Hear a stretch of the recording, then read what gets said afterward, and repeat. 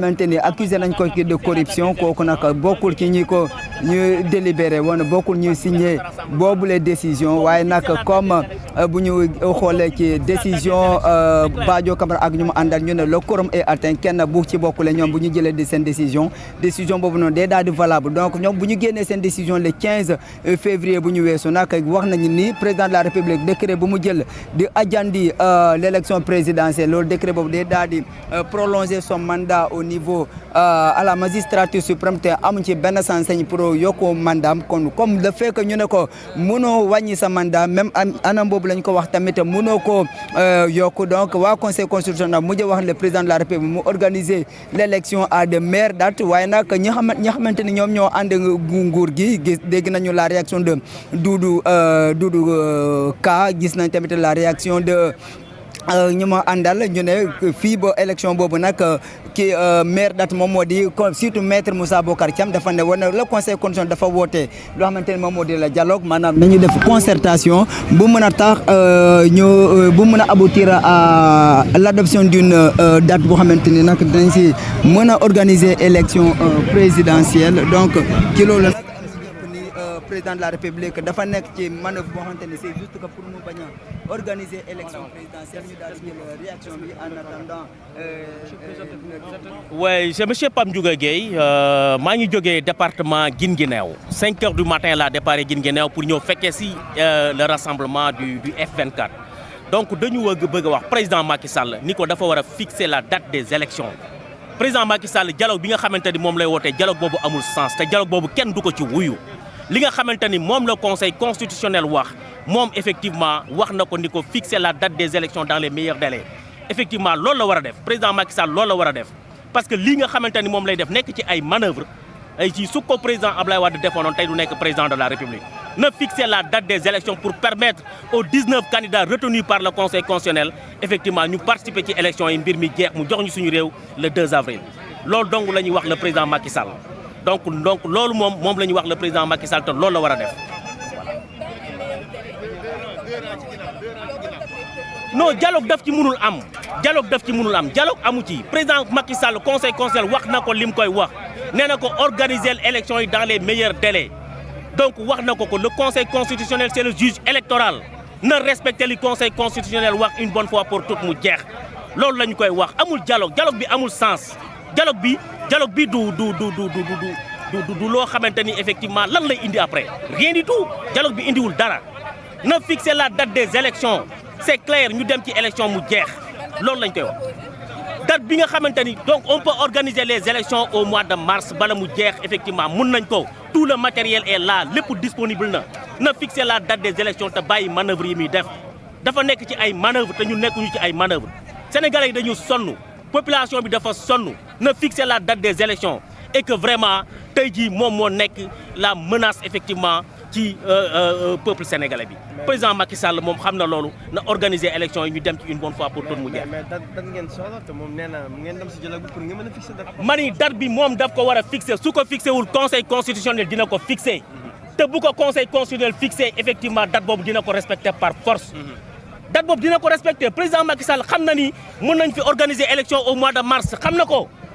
ko te problème bi yëpp moom moo ko andi parce que moom moo renvoyé les élections moom moo def effectivement moom moo toog président Macky Sall moo toog ba élection yi des 10 heures de temps mu taxaw jàkkaarloog Sénégal ni reporté naa élection yi moom moo andi tout ce problème là président Macky Sall moo ko andi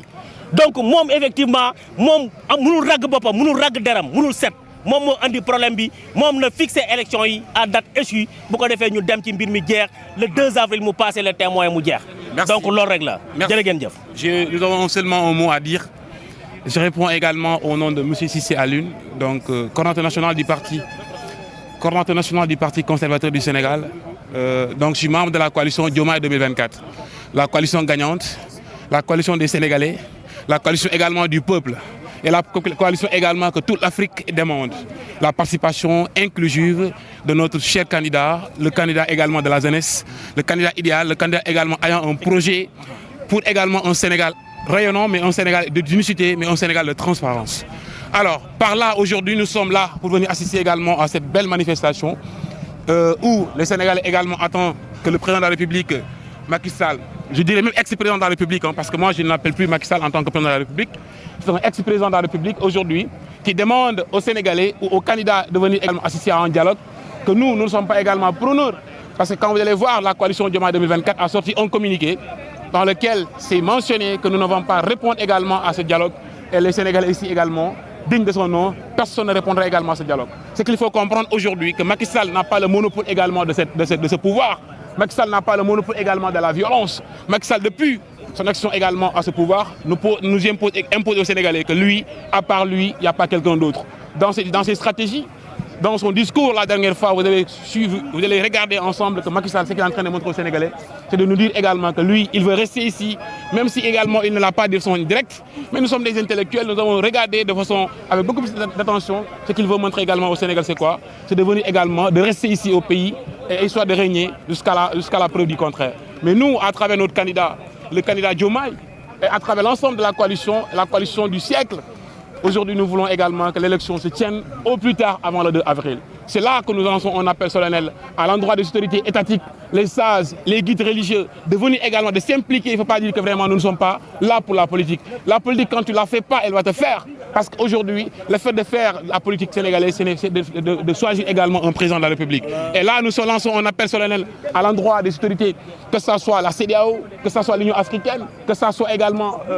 la France et autres, qu'ils comprennent aujourd'hui que nous avons un président qui a terminé son mandat, mais qui veut toujours rester ici. Nous lançons également à ces ONG de dire à Macky Sall, ce régime également qui a terminé, il n'a qu'à partir, parce que ce qu'il est en train de faire, c'est ce qu'on appelle un coup d'état constitutionnel, c'est qu'il faut entendre, c'est le mot qu'il faut dire. C'est un coup d'état constitutionnel, c'est qu'il faut dire, parce que Macky Sall, il a terminé son mandat, il veut rester ici, imposer au Sénégal également que c'est lui seul, à part lui, il n'y a pas quelqu'un d'autre, et que nous, on est prêts à tout prix. Quel que soit le prix à payer, on est prêt à donner corps et âme pour notre pays. Parce qu'il faut comprendre, il y a des Sénégalais qui sont sacrifiés, qui ont perdu leur âme, et les Sénégalais également qui ont été amputés, des Sénégalais qui ont souffert aujourd'hui. Ousmane Sonko est dans la prison, parce que bon nombre de Sénégalais sont dans les prisons, qui ont été torturés, c'est ce qu'il faut dire. Ils ont été torturés, ils ont été malmenés. Et quand il sort en tant que président de la République, qui se permet de dire aux Sénégalais que lui, il n'a pas vu ça. Ça, c'est une honte pour la République. C'est une honte. Il y a des preuves à l'appui, des certificats médicaux. On nous a montré tout le temps que vraiment ce qui se passe dans les camps. Voilà ce qu'il faut comprendre. Les Sénégalais sont prêts et nous ferons face également. Et j'invite par là tous les Sénégalais d'aller dans les journaux, de montrer également avec un bulletin rouge, de montrer à Macky Sall que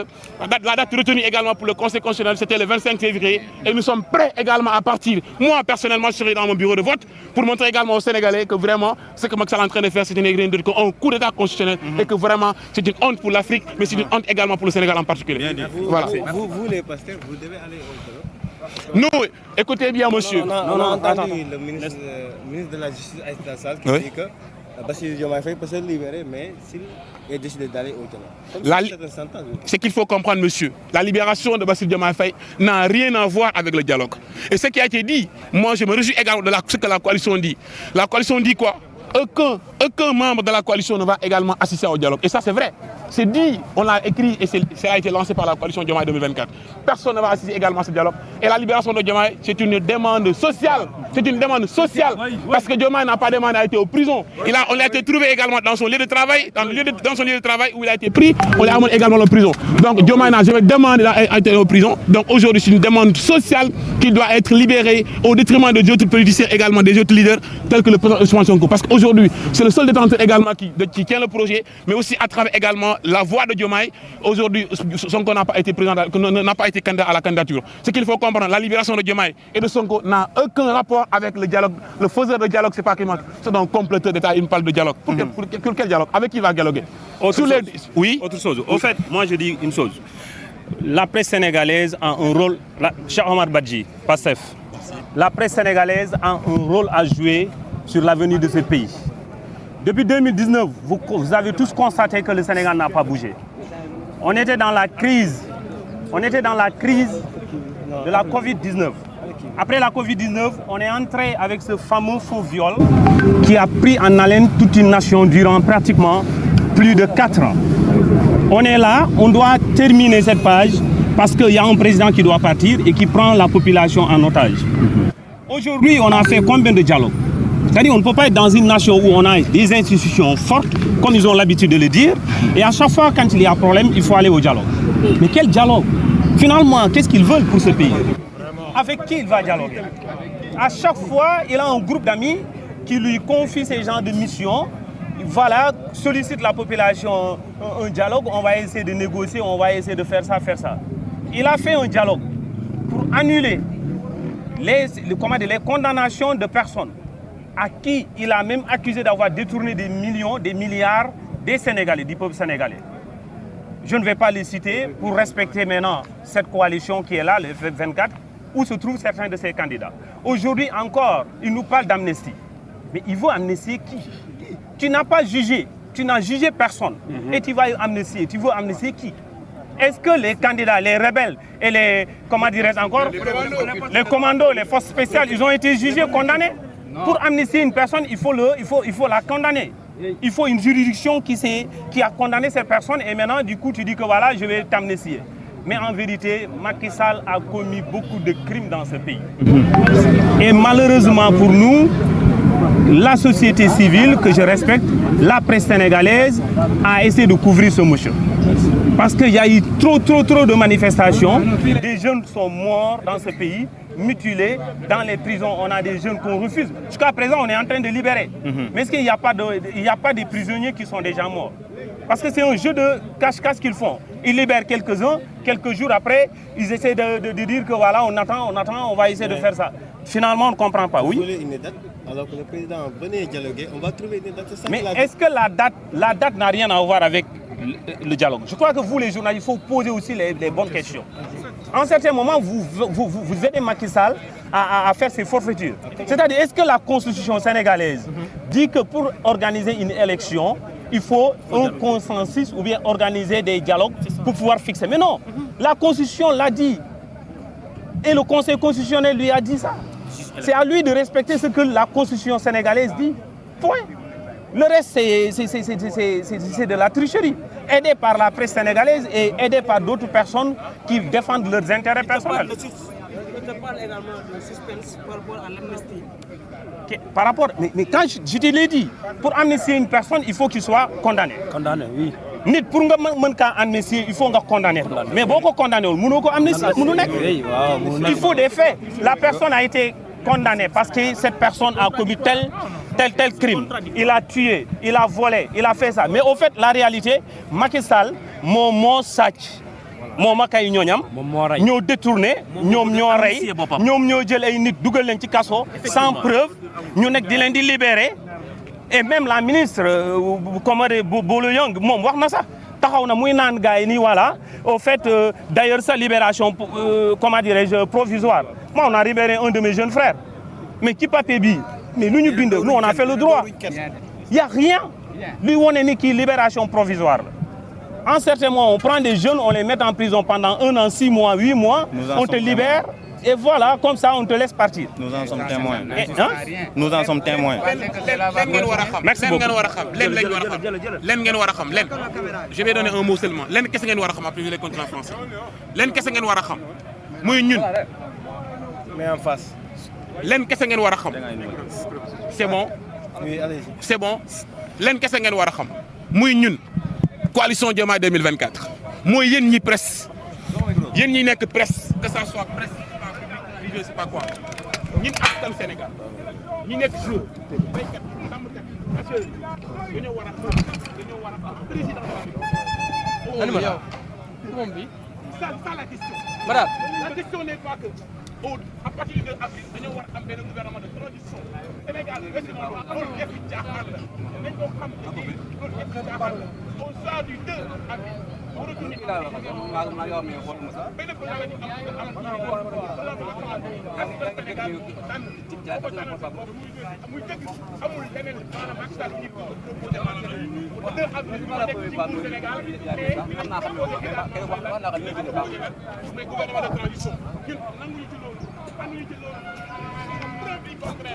est prêt à donner corps et âme sur le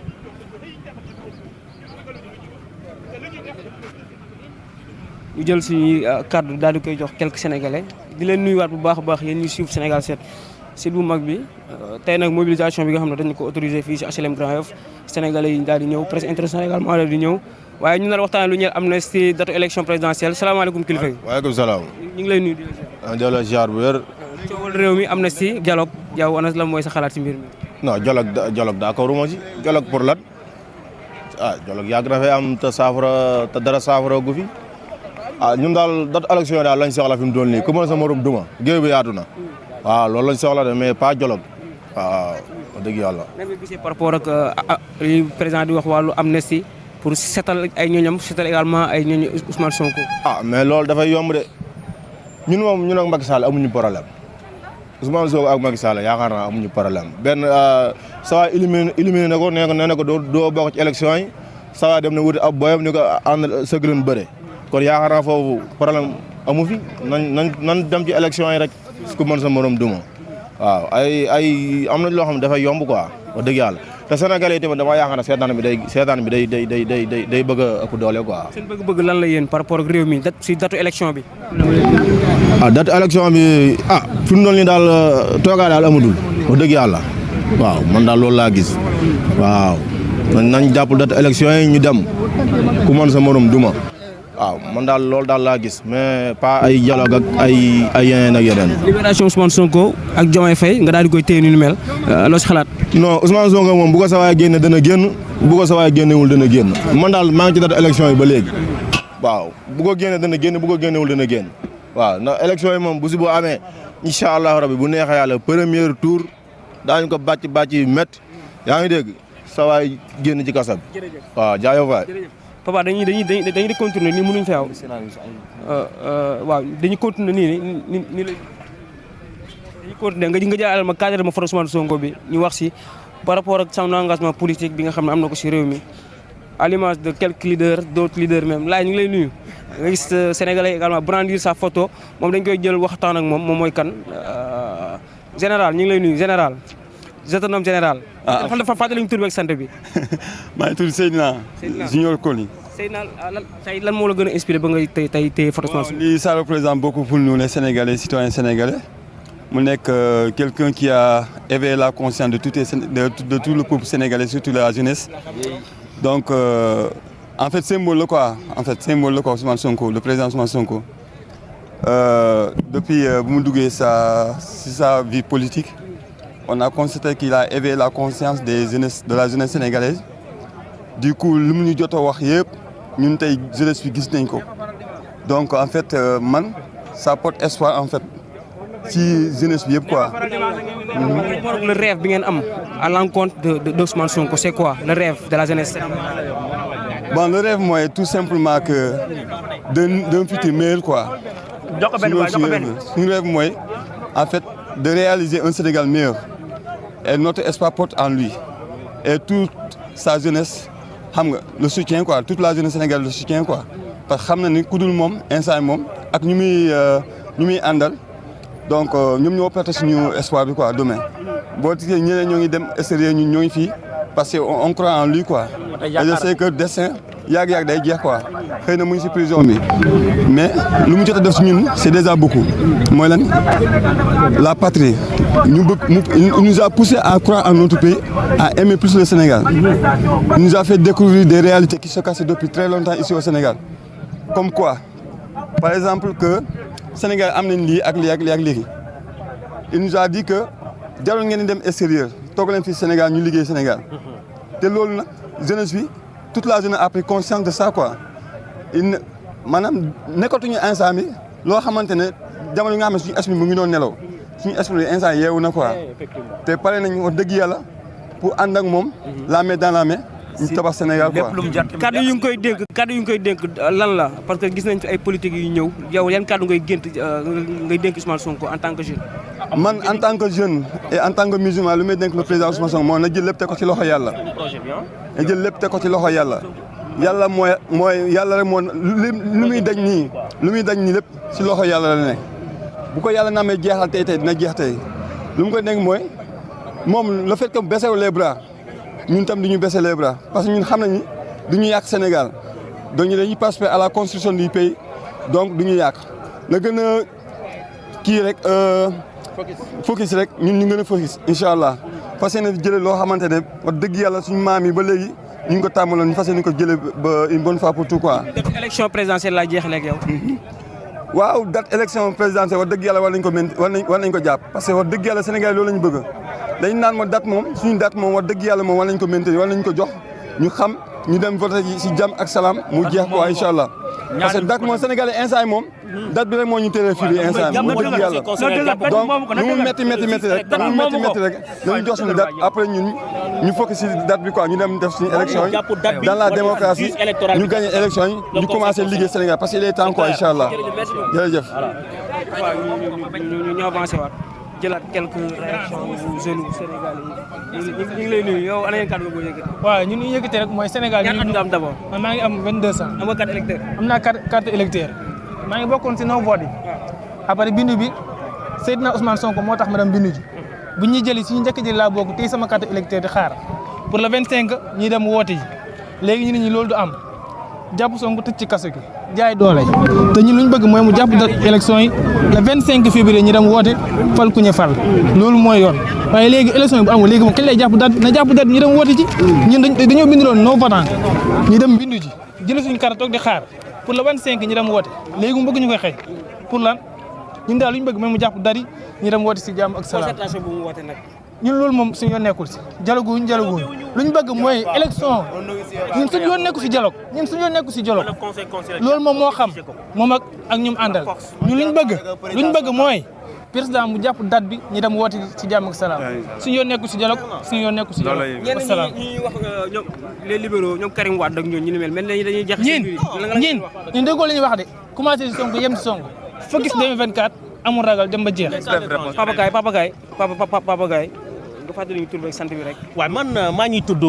Pape Ndiouga Guèye maa ngi nekk coordonnateur Mimi 2024 département Guinguinéo. Guinguinéo laa jógee tey à 5 heures du matin pour fekke si rassemblement F24 bi. donc tey jii dañu wax président Macky Sall ne ko moom dana jàpp la date des élections wala le juge électoral muy le conseil constitutionnel dina ko imposer une date boo nga xamante ni dina ko respecter. parce que président Macky Sall li mu bëgg a def ñun duñu ko nangu jël constitution bi toog ci kaw constitution bi di def lu ko neex te ñu voté woon constitution bi en 2016 en référendum ñun ñëpp mu voté lu ko ñu voté ko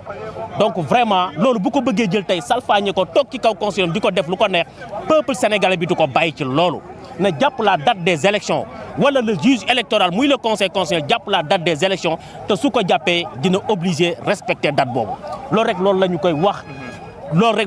bu ko defee les 19 candidats retenus ñu dem ci élection donc effectivement le 2 avril mu passé le témoin may ñu jàmm parce que peuple sénégalais bi sonn nañu nit ñi sonn nañu ñun nous ne sommes pas de Dakar nous sommes quand même issus du monde rural xam nañu les difficultés qu'on est en train de vivre dans ce pays-là donc nous sommes dans les coins les plus reculés du Sénégal président Macky Sall na yërëm askan bi parce que lii muy def nii su fekkoonte ni président Abdoulaye Wade daf ko def ci manœuvre yi mu nekk nii tey jii du dégg président de la République il faut qu'il soit démocrate mu jàpp la date des élections ñu dem ci ay élections peuple sénégalais bi choisir peuple sénégalais bi tànn loolu dong lañ koy wax bon li ko ci mën a fekk loolu moom effectivement man du ma ni lii moo ko ci fekk wala maaye daal li ma xam mooy datu élection yi moom daf ko war a jàpp su ko jàppul le juge électoral muy le conseil constitutionnel dina ko jàpp te effectivement dina respecter date boobu loolu rek loolu lañ koy wax loolu lañ koy ñaan effectivement dialogue wu ñu defuñu lenn suñu yoon nekkul si dialogue bi indiwul dara tekkiwul dara dialogue bi c'est un deal tekkiwul dara ça n'a aucun sens dialogue wuñu suba kenn du ko fa fekk y a plus de 200 organisations de la société civile les 19 candidats ak ñi nekk ci réew mi ñëpp les personnalités universitaires ñi fi nekk ñëpp tey ji nee nañu dialogue wuñu ak président Macky Sall mu ngi wéet tey moom dongul toog foofu kan lay dialogueel moom dong lay dialogueel xanaa Amadou Ba ak ñeneen ñi moi c'est Pam Ndiouga Guèye coordonnateur Mimi 2024 département Guinguinéo merci Papa ñu avance un peu rek jéem a xool jël quelques réactions sénégalais également am ki mooy gis fële dama ko bëgg a jël muy jaay drapeau Sénégal et tout donc c'est li mooy li nga xam ne moom mooy la grande mobilisation wala marche pacifique F24 fii si HLM Grand Yoff tubaab bi ñu ngi leen di nuyu yéen si réew mi di taxawaal di nuyu également waa rédaction di nuyu waa bureau di nuyu képp ki nga xam ne Sénégal asalaamaaleykum papa. na ngeen def. ça va bien. yaa ngi en direct sur Sénégal 7 ñu ngi lay nuyu. ñu ngi lay fay. tey la moo waral sa teewaay fii si marche pacifique. waaw dama ñëw pour assister participer aussi parce que sénégalais la citoyen la waaw te li dëkk bi doxee instant yi moom vraiment jaaduwul ñun daal élection par force la ñuy wax waaw incha allah par force. xaaral jël Amadou Ba Pastef ñu jël Amadou Ba Pastef jël Amadou Ba Pastef mu daal di yëkkati ay kàddoom si lu mu xalaat si mbir ak yu ni mel donc ñu xool nu ñu mën a waxtaanee ak moom Amadou Ba jamono ji di représenté ji yàlla moom mooy Bassirou Diomaye Faye salaamaaleykum. waaye ko gars yi photo bu pare. jaajëf grand Amadou bi lay nuyu de. non man non ba xaaral ba gars yi kii rek. voilà xaaral ma kii am moom waaw. c'est bon.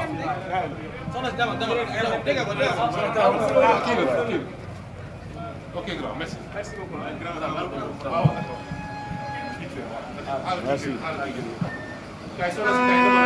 Amadou Ba sa teewaay si wàllu démocratie réew mi gi ni mel merci. mobilisation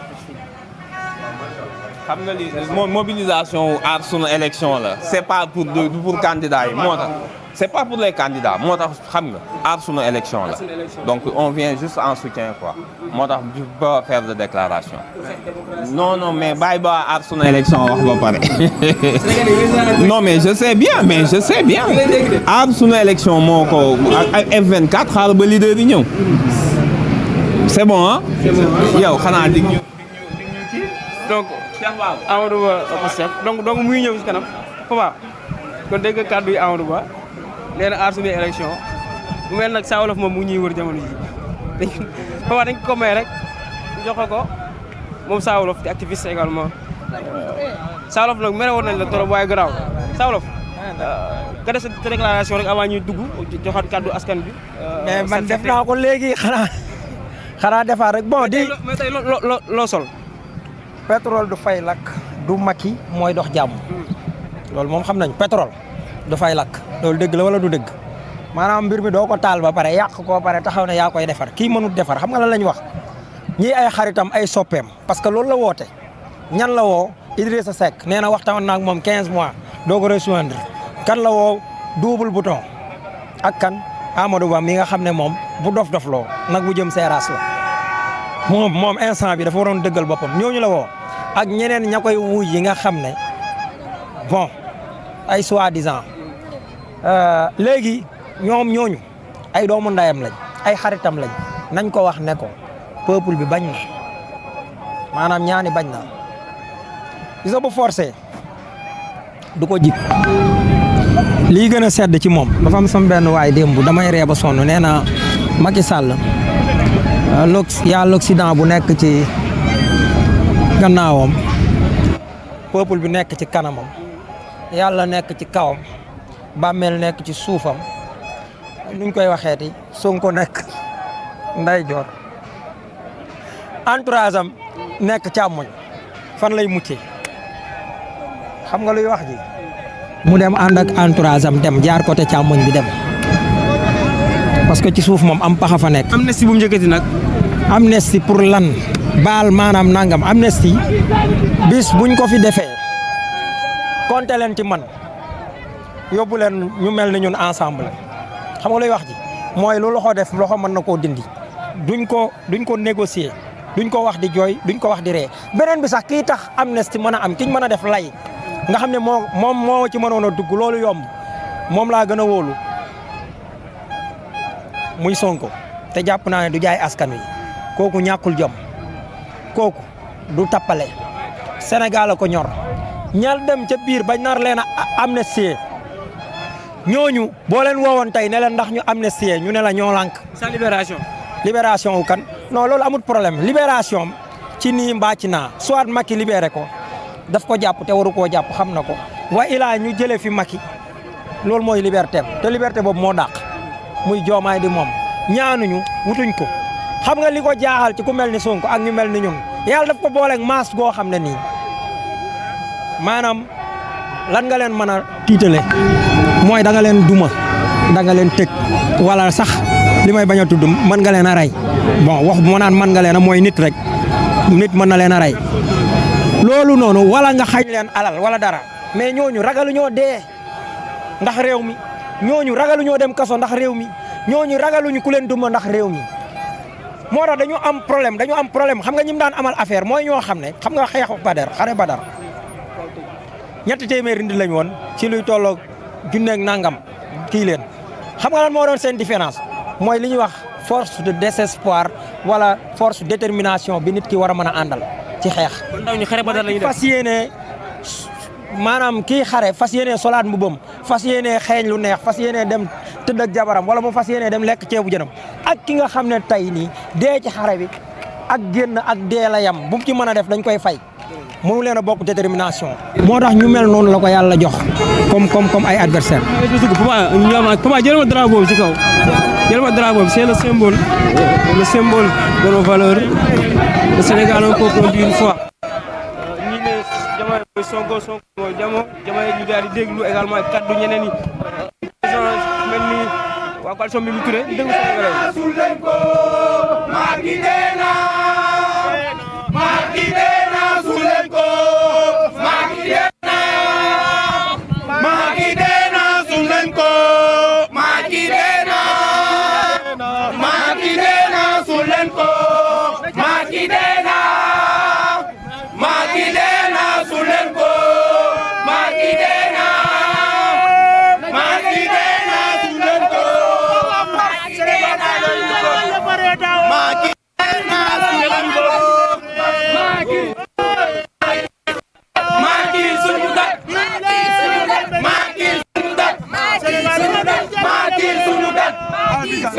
Macky suñu dëkk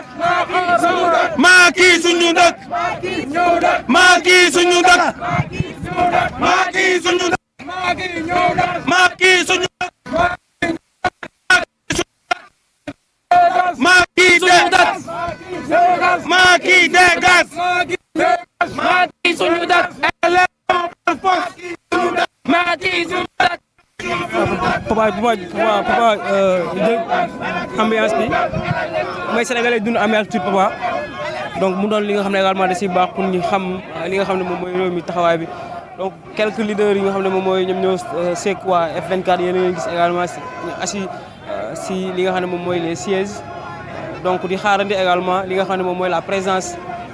d'autres acteurs gis nañ fi ñoom saa wala Amadou Ba également Pastef gis nañ ko fi donc gis nañ ci également une forte présence li nga xam ne moom mooy ñeel wàllu sécurité bi si ginnaaw aux alentours yéen a ngi gis également ñi nga xam ne moom mooy sénégalais ñàkkul nag ñu gis kenn ki nga xam ne moom teg nañ ko loxo salaamaaleykum. kilifa gi fàttali ñu tur beeg sant bi. maa ngi tudd Silma Mbaye Saraxule dëkk département de Bakel. lan moo waral sa teewaay tey fii. sama teewaay bi mooy lan Macky Sall daf ñu trahi tey daf ñu trahi ëllëg parce que ñun dañoo am benn charte ak Macky Sall en 2012 dañu ko voté pour lan mu toog ci bopp réew mi en tant que président de la République mais moom daa foo ne ci royaume la ñu nekk comme Arabie Saoudite daa foo ne ci royaume la ñu nekk comme Maroc léegi dañoo bëgg mu organiser suñu élection avant le 2 léegi ñu tànn ku ñu bëgg bu dee Bassirou la ñu tànn Bassirou bu dee keneen la ñu tànn keneen mu goree tuuti loolu moo tax ñu ñëw fii en tant que jeune patriote léegi Macky Sall lu ñu koy wax mooy avant le 2 na organiser élection nit ak kàddoom Macky Sall daf ñu wor keroog lu ñu ko doon xaar Saraxule waaw mun naa si wax tuuti encore léegi ci Saraxule lu may ñëw mooy may lancer benn appel suñu mbokk Saraxule muy département de Bakel région de Tambacounda na ñëpp génn manifester Macky Sall na organiser suñu réew léegi ma ñëw ci Saraxule wàcce waga kebe mulla onu mulla Macky Sall ana date ni nga ani organiser le plus vite possible Macky Sall 2012 voté nañ ko pour mu toog mais aken simnanti o fay royaume nya aken sim o fay Maroc wala fay Arabie Saoudite ana élection ko ani organisé 4 le 2 avril o gamul jam Diomaye Faye anantaxu Diomaye na taxu parce que patriote ni ñanoy o tunant Diomaye ani xumbene fe anu xumbene jeune ni ñakar o tunant Diomaye Faye o su jikenna ala ga Sénégal denkar parce que souffrance Sénégal gollente xey wacc chômage ngobo yaxarun kara chômage ngobo lumunun kara manam dëkk bi dafa metti dëkk bi dafa metti liggéey amul depuis buñ ko programme élection yi liggéey amul ñepp taxaw mu jël borom drapeau bi il brandit drapeau national du Sénégal mu doon symbole kilifa gi ñu ngi lay nuyu lu ñu attiré nag mooy drapeau bi nga brandir nii parce que ça daam leen lu muy signifier par rapport ak marche tey bi. Où est un citoyen mobilisé devant ce qui se passe sous nos yeux et qui en définitive ne repose sur rien d'autre qu'un mépris et au comportement d'un dictateur en fait. Am nga espoir ñu wax ko ci kanam olof. am na espoir bu leer parce que dama ko natt ci man rek man bokkuma benn parti politique mais depuis un certain temps ak lii am fii je me sens tellement révolté que manifestation bu am damay jóg ñëw fekke ko te xam naa ne ñi mel ni man bari na hors du champ politique citoyen yëpp révolte bi la ñuy dund waaw te yaakaar naa ne bu ñu continuer nii li leer mooy dinañ am lu ñu bëgg waaw parce que man au-delà de tout aussi am na loo xam ne dafay ñëw dafa may metti dafa may tere nelaw sax. papa vécu bi lan la par rapport en politique gis nañ fi yeneen régime yi fi nekkoon. donc coppite bi lan la jeunesse bi téye bañ mu naxsaay. coppite bi mooy li ñuy wax xëj na am na parti politique buy wax ne dindi fi système la dafa am loo xam ne dafa jeex. Moi qui te parle, j'ai 65 ans. J'ai 65 ans, donc am na lu ma jot a dund mais gis naa loo xam ne jeunesse tey bi indi na ko am na ay changements yoo xam ne am na politiciens professionnels yi nga xam ne des nañ fi ñi nga xam ne am nañ sama at ak li ko wër ñooñu ils sont dépassés da toog sax di gëstu naan mais kii ñii lan moo leen téye ñu continuer di am comportement yi ñuy am ba léegi par rapport ak changement fondamentaux yi am ci société bi. Le président qu'il faut aux Sénégalais. C'est un président jeune, il ne faut pas avoir peur de ça. Moi je suis du 3e âge mais il nous faut un président jeune. Je ne veux pas citer de nom mais il nous faut un président jeune. am na ñoo xam ne nag yëkkati nañ fi at yi 2, 3, 5 ans 10 ans yi passé ba nga xam ne ñooñu amel nañ leen njukkal je ne peux pas manquer de le citer Ousmane Sonko ak li ko wër ñooñu amel nañ leen njukkal parce que ils ont beaucoup aidé à l'éveil de cette jeunesse à la conscience citoyenne. Merci beaucoup Papa jëlal ma drapeau bi ñu avancé ak moom doxal ak moom dem fële jël ko ak drapeau bi ñu jël beneen réaction bu keneen si leader yi Mame Diarra Fam. Pour effectivement lui donner une nouvelle santé. Nous ne sommes pas dans cette mobilisation. Il faut reconnaître que nous, notre mobilisation est une mobilisation spontanée. Notre mobilisation entre dans la direction de créer un cadre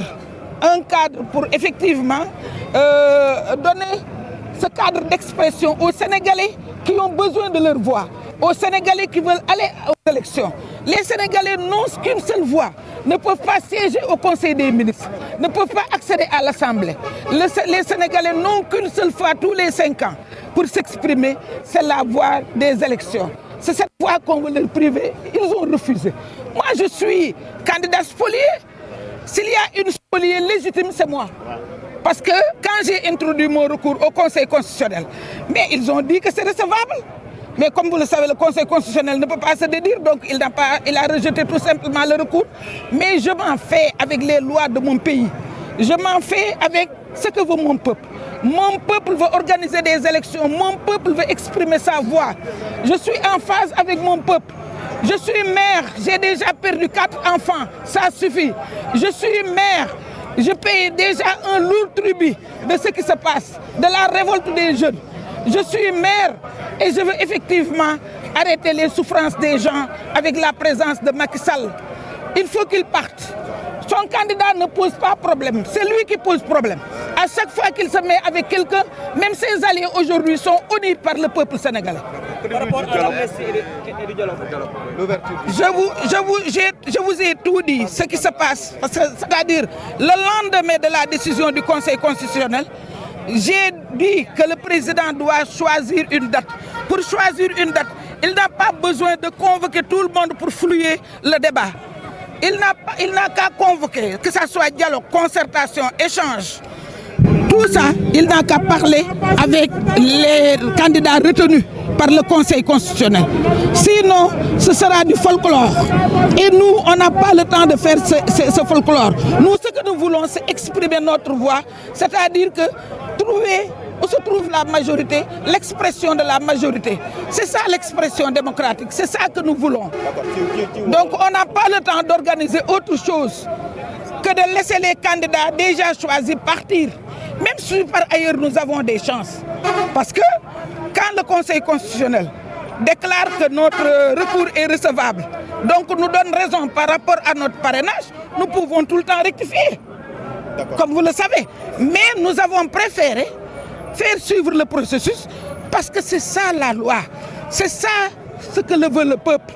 Le peuple s'est révolté et ça a déjà fait 4 morts, ça suffit. D'accord, ci wolof madame tey jii rek ñoo ngi li nga xam ne mooy oote li nga xam ne mooy F24 bi nga xam ne membre ngeen ci d'accord na ngeen gisee li nga xam ne mooy mobilisation. waaw F24 bi ñu koy def ay parti ñoo ko def ak société civile bi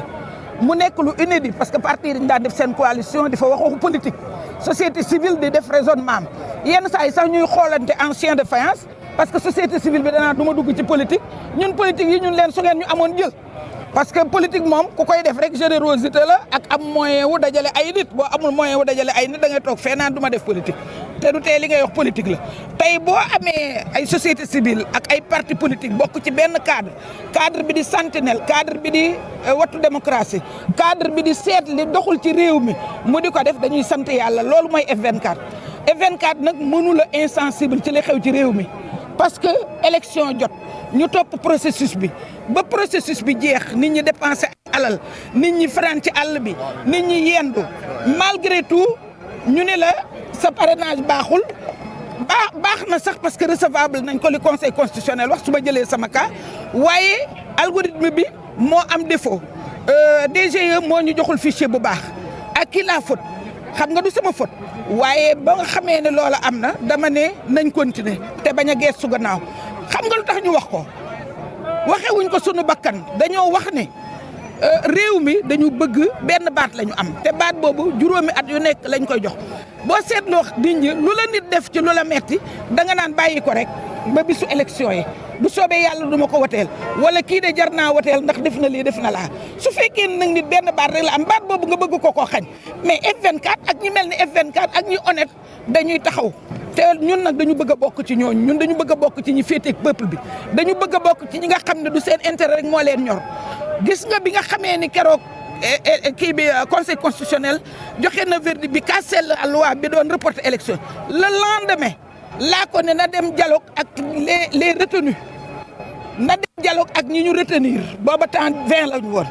ma ne ko xaw ma dialogue lay doon xaw ma lu mu doon vidéo baa ngi circulé booba lañ ko wax ne ko ay dialogue intéressé wuñu bu mu fa yóbbu kenn koy flouter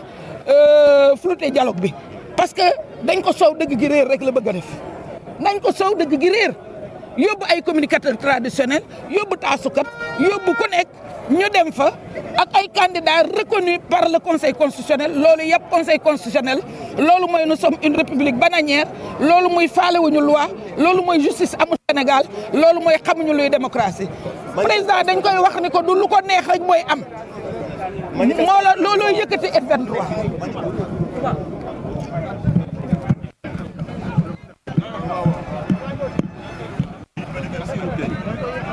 danga ma mu nekkoon Aïda Mbodj candidat recalé. Les plus brefs délais, dans les meilleurs délais. Lolo amul luñ ciy waxtaan. S'il veut du dilatoire pour gagner du temps, dem ba le 2 mu mettre le peuple devant le fait accompli, lolo c'est une grande trahison. Macky Sall tey génn na toutes les balises lépp buy luy limite lu ñu tegoon loo xam ne nit waru ko franchir moom en tant que président de la République franchir na ko. Donc il a dépassé le Rubicon lenn rek moo ko mën a téye mooy la puissance du peuple. Dans une démocratie, c'est le pouvoir qui arrête le pouvoir. Le pouvoir constitutionnel mooy arrêter le pouvoir de l'exécutif ak le législatif mais pouvoir yooyu yëpp benn rek moo nekk seen kaw mooy le pouvoir souverain du peuple sénégalais. xam ngeen ni suba le 25 février moo war a nekk la date de l'élection présidentielle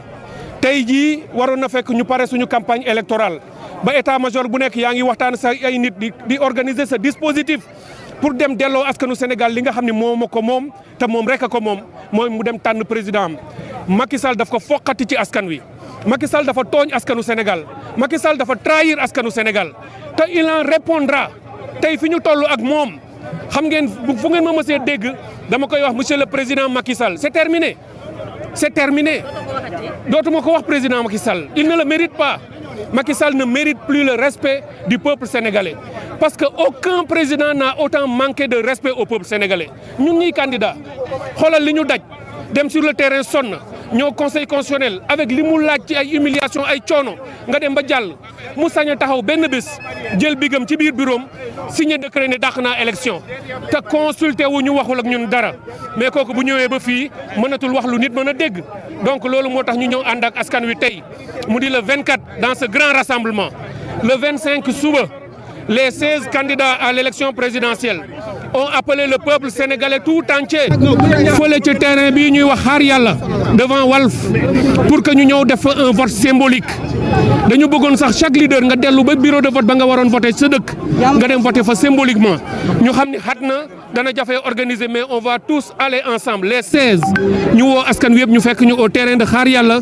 pour ñu def fa un vote symbolique au carton rouge ou au carton noir pour dire à Macky Sall tu as amené le danger dans ce pays ubbi nga les frontières au danger mu ngi mel ni nga waroon protéger réew ngay njiit ay noon jóge bitim réew di ñëw ci réew mi nga ubbi leen buntu yi pour ñu dugg ci biir réew mi Macky Sall lii mu def loolu lay nirool suba nag dañu bëgg askan wi yëpp génn tey on est très heureux ci lii ñu gis fii ci mobilisation bi ak rassemblement bi te dana jëm kanam parce que dañu bëgg bu ñu ci yeggee fii ak fan sénégalais yi bu ñuy génn mu nekk 1 million dans la rue mu nekk 2 millions mu nekk plus que ça ñu xam ni le peuple sénégalais lui a tourné le dos mais plus important le peuple sénégalais du ko bàyyi mu yàq réew mi parce que c'est ça qu'il veut du ñu nangu benn nit fut-il le président de la république mu détruire notre démocratie mu détruire la république et l'état de droit.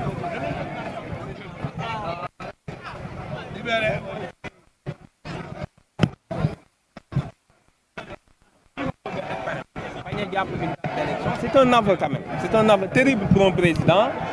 ñu la jàppal datu élection nga bañ mooy wane ni yow xam nga ni élection yi ñàkk nga ko et quand tout état de cause 12 ans de règne yi nga def munoo weddi ni léegi xëy na yaa wax def nga wala defoo mais en tout cas population yi wan nañ ni la ils veulent changer d'air ils veulent changer d'époque ils veulent changer de période donc moom li mu war a def pour une bonne sortie mooy mu accompagner pour son dernier acte de grandeur le pays mais plutôt di def ay manœuvres pour jéem ko plonger dans une crise boo xamante ni bu yàqal ñëpp lay yàqal en premier chef moom parce que lu ci mën a xew il sera tenu pour responsable devant l'histoire moom il est déjà compromis donc liñ koy ñaan population yi nañ comprendre ni projet bii su am attoo mooy mu bañ a def élection ba le 2 jot foofu la Sénégal di duggee ci difficulté foofu lañ nar a nekkee ci période de trouble te période de trouble boobu nag di ko mën dindi mooy au moment mu ngi dialogue peuple bi génn wan ni ko ñoom ils sont pas d'accord donc c'est fondamental ñu continuer les manifestations jusqu'à ce que mu comprendre que lenn moo mën a nekk actuellement mooy mu tenir une date d'élection te mosoo gis benn dëkk boo xam ne li ñuy poñe président mooy tenir date d'élection loolu amul ci àddina non amnistie yooyu moom da nga koy seetaan l'essentiel personne n'est demandeur moom su bëggee def yor na majorité lam cey bind nag bu ko bindee ba pare ba ñu xam ko dinañ taxaw wax ak moom ni ko lii duñ ko nangu taxawaay biñ ci war a am dinañ ko ci am parce que amnistie ak impunité bokkul bu bëggee instaurer impunité comme ni mu ko defee ci loi OFNAC bi glissé ko mu jàll. on sera présent wan ni ko détenu yi bu ñuy génnuñu pour amaat liberté dañoo génn pour duñ ko fi fekk détenu bu génn bëggoo fi fekk régime bii ndax li nga doon xeex da ngaa bëgg gis ko donc on va pas se laisser faire par ces manœuvres encore une fois on attend de voir am na majorité mënuñu koo tere de toute façon mais su ko defee dinañ ci am taxawaay buñ ci tax. non dialogue pour tout ba muy reporté fa la waroon dialogué ba muy reporté di ut date report ah boobu dialogul dem assemblée imposé ko majorité fam jaaroon pour reporter moo gën a gàtt mu na fa jaar jalaat date c'est ce qu'on lui donne. non Macky Sall du reconnaître erreur doo xaar ba fin de mandat ngay reconnaître erreur non loolu c'est pas loolu ñu liggéey quoi. C'était Amadou Ba de Pastef. Donc c'était Amadou Ba de Pastef. Amadou Ba de Pastef. Donc dañuy génn rek daal di également. Papa ñu jógee taxaw fi nga xam ne pour nga réserver presse bi donc dégg ngeen kaddu yi Aïda Mbodj dégg kaddu également ki nga xam ne moom mooy Cheikh Tidiane Dièye dégg également kaddu ki nga xam ne moom mooy Amadou Ba bu Pastef ginnaaw bu mu yëkkatee kàddoom si lu ñeel li nga xam ne mooy dialogue bi nga xam ne ñoom nee nañ pare wuñ sax pour daal di dem dialogue mbiru amnistie ay waxu caaxaan la dégg ngeen li nga xam ne moom la ko waxee ñu gis également la présence massive papa dañuy fàttali rek li nga xam ne mooy sénégalais yi lu ñu fi indi tey bokk na si li nga xam ne moom mooy marche bi nga xam ne waaye 24 ñoo ko organisé jëlal sama copain moom dafa sadik ñëwal sama copain wol ma ko yam sukro ay moom dafa wol ñu ko grand wol ñu ko moom mu ngi wane li nga xam ne mooy son émotion xanaa tey xàmmewoo ma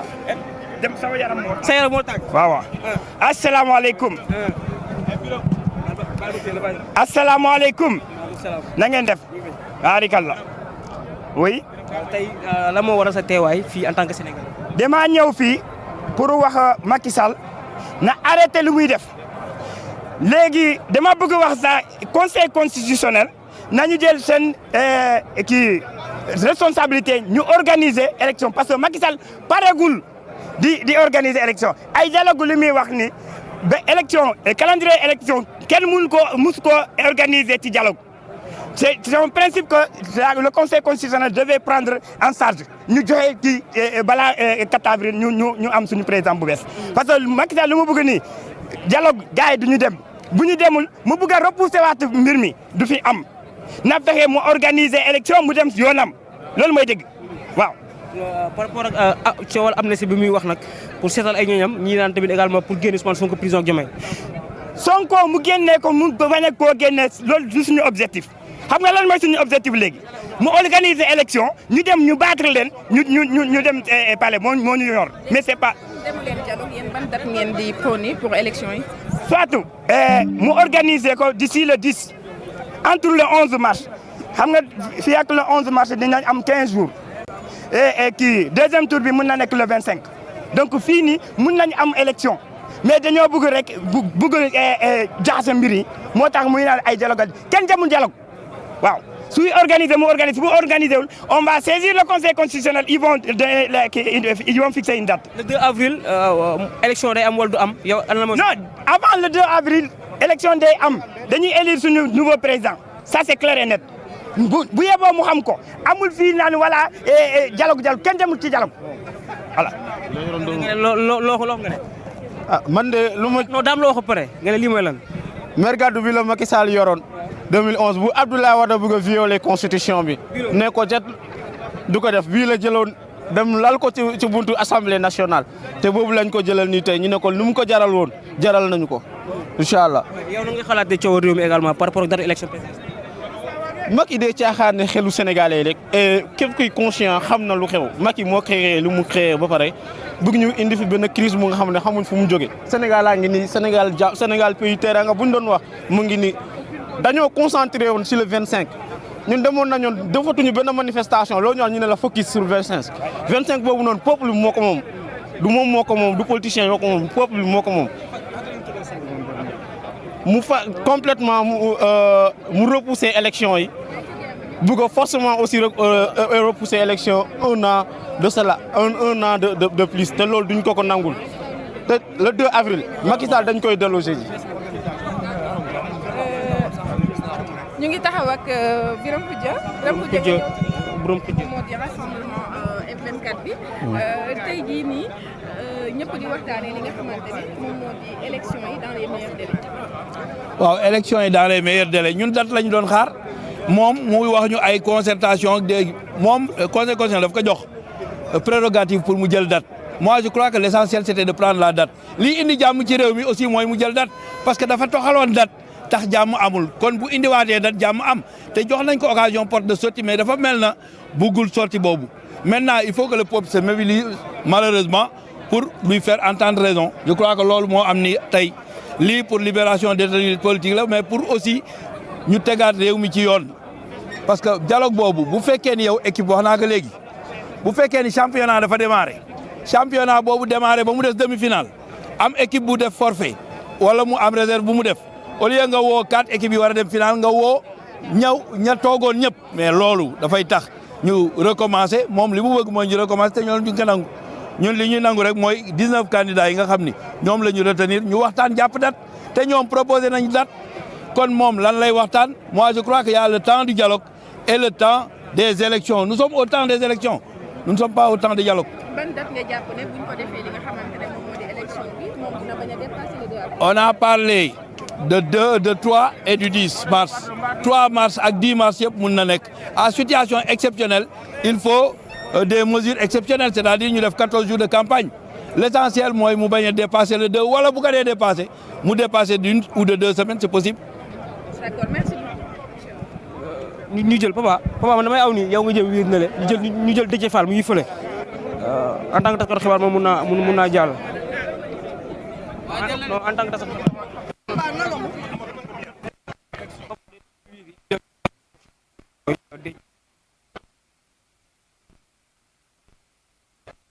la présidentielle. Les manifestations. Continuer les manifestations, des manifestations quotidiennes pour le départ du président Macky Sall et surtout pour qu'il fixe la date de la présidentielle. C'est une demande et il doit accéder à cette demande des populations sénégalaises, à cette demande de la démocratie sénégalaise, à cette demande d'une république qui marche, d'une république respectable, qui a toujours été celle sénégalaise, et il doit nécessairement fixer la date et partir. Vous êtes catégorique que vous n'allez pas répondre à la concertation? Vous savez, on ne peut pas, dans ces conditions-là, répondre à la convocation, d'autant plus qu'il met sur la même table des positions déjà exprimées par des candidats et des positions antagonistes. Et je ne veux pas lui offrir ce spectacle qui se mette en arbitre d'opposition entre opposants. C'est ce qu'il faudrait nécessairement éviter. Par rapport au président, par rapport à l'amnistie, quelles sont les certitudes et les suspicions? Bon, écoutez, je pense qu'il faut qu'il soit très très sérieux sur cette question-là. Il ne peut pas, avec tout ce qui s'est passé, aussi bien en termes de dégâts matériels et humains, sans explication aucune, venir parler de ce sujet qui n'est qu'une distraction, qui est une manière de distraire le peuple sénégalais. Ce qui est aujourd'hui attendu et qui est urgent, c'est qu'il fixe la date de l'élection présidentielle. Par rapport à si wolof bi ñu gis ne le président de la République woote na dialogue woote également mbiru amnistie lan lañ mën a njort ci ay fan yu néew. waaw xam nga le président Macky Sall moom daanaka dialogue bi muy woote mënoon nañ ñàkk bu fekkoon dafa wéy rek ci li nga xam ni moom la ko conseil constitutionnel demandé te li ko conseil constitutionnel demandé mooy fexe ba fixer date très rapidement pour que élection présidentielle yi mën a am te adduna bi loolu lay déglu ci moom sénégalais yi loolu la ñuy déglu ci moom et mun ñu comprendre dilatoire bi mu nekkee dilatoire bi nga xam ne justifié wul expliqué wul. taxawaayu par rapport ak l'opposition jamono ji jàpp ne am na ñenn ñu xaw a divisé wu mais yéen a ngi jéem mobiliser waat lan moo doon cette force actuelle bi. waaw mais xam nga division moom mënul ñàkk ci classe politique parce que xel yi ak xalaat yi mën nañoo bañ a bokk mais li ëpp solo rek mooy li ñu boole di Sénégal et bañ a division yooyu gën a xóot moo tax ku mel ne man ci lii mu wootee dialogue nga xam ne dafa war teg ci table ñëpp ñi nga xam ne tey jii nii am nañ ay position yu ñu exprimé ba pare moom mu war doon arbitre bi war ñëw nekk au-dessus de ça pour bàyyi spectacle di am devant le peuple sénégalais soxlawuñ spectacle boobu li ñuy xaar rek mooy mu fixé date dem yoonam. mais président dialogue bi moom président wax na ko mais c'est trouver une seule date est-ce que loolu gëntu yomb. mais xam nga président li ci ëpp solo rek mooy moom li ko war xam na ko li mu war def xam na ko mais il faut tout le temps rek mu xool ni muy opposer ay opposants xam nga fixé date yow mii bu la koy joxoon du la jëlal daanaka 5 minutes nga proposer que une date parce que da ngay xool calendrier bi rek ni ko date bi baax na date buy respecté départ am avant le 2 avril xam nga loolu kon soxlawul waxtaan bu soree soxlawul waxtaan bu bare mais malheureusement tout le temps dafay bëgg distraire Sénégalais yi am na yoo xam ne ñu ngi ko ci fekk. bu fekkee ne 19 candidats yi rek la woo pour ngeen doon dialogue vous êtes d'accord. mais ñun suñu communiqué bi ñu defoon loolu dañ ko ci bindoon clairement mooy communiqué du 18 février bi loolu dañ ko ci bindoon clairement mais tey beneen procédé la jël mënoon nag jël sa procédé après imposé ñu yenn yi dama nekk ci yoon nag moo tax ma solo nii parce que sëñ Abdou Latif Diène moo génn àdduna Touba moom laa bëgg dem jaale ji suñu sëriñ la jërëjëf. Merci, le président a déjà parlé, on se reprend.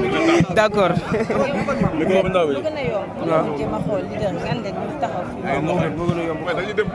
D'accord ñu ngi leen di masaw donc ñu xool quelques leaders également Yolande suñ ko mënee am ñu daal di koy woo mu ñëw wax ak presse bi Yolande. presse bi Yolande.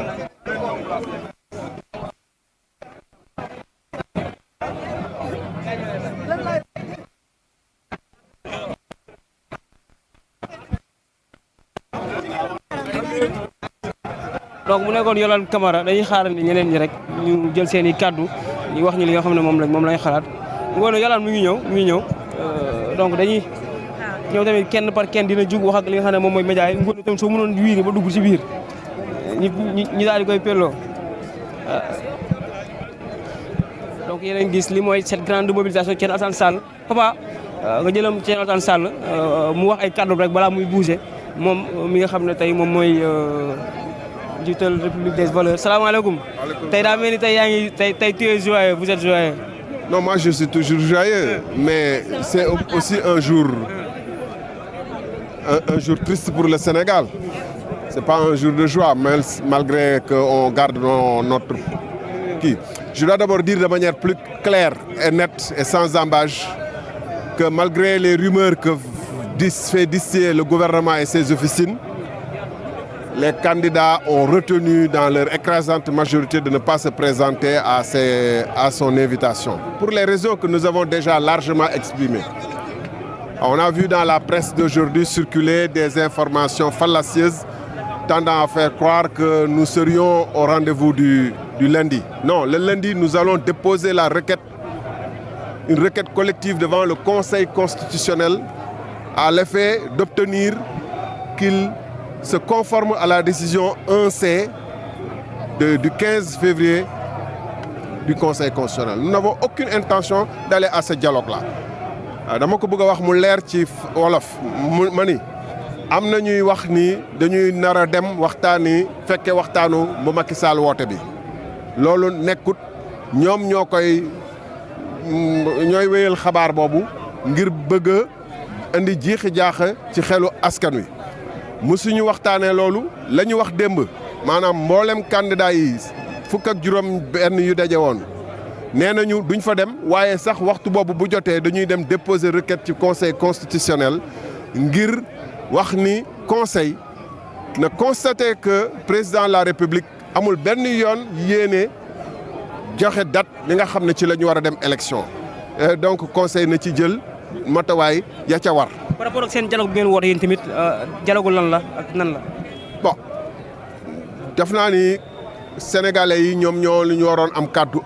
gannaaw ëllëg 25 février pour woote gis nañu réew mi fu mu toll nii nu mu demee ak li ko waral Macky Sall moom moo fexe rek mu neex ko mu ne am na yu xew damay dakkal affaire mbir mi waaw léegi nañu delloo baat askan wi pour ñoom ñu wax lu ñu xalaat ci situation bi ak lañu bëgg ñu doxalee mbir mi. parce que au fond réew mi du réewu Macky Sall du réew mu Thierno Sall du réew mu beneen candidat réewum askanu Sénégal la ñoom ñoo dénkaane woon seen baat juróomi at ci ginnaaw te mot na tey jii ni ñu wax lu ci seen xalaat ci mbir mi. est-ce que waaw léegi ci xibaar yi jot nañ ko tey ñu ne da ngeen dem dialogue kan moo am intérêt ngir fësal yooyu manipulation. mais gis ngeen fu mu jógee ci waa nguur gi la kenn ci ñun source yi ko wax yëpp waa nguur gi la ñu ngi ñoom fexe bu ne. parce que il faut constater que sénégalais yi découvrir nañ kañ mooy Macky Sall lu tax société civile ne demut société civile F24 aar suñu élection ñëpp ne demuñu lu tax majorité candidats yi ne demuñu mais parce que xam nañu ay naxee mbaay la woote maanaam moom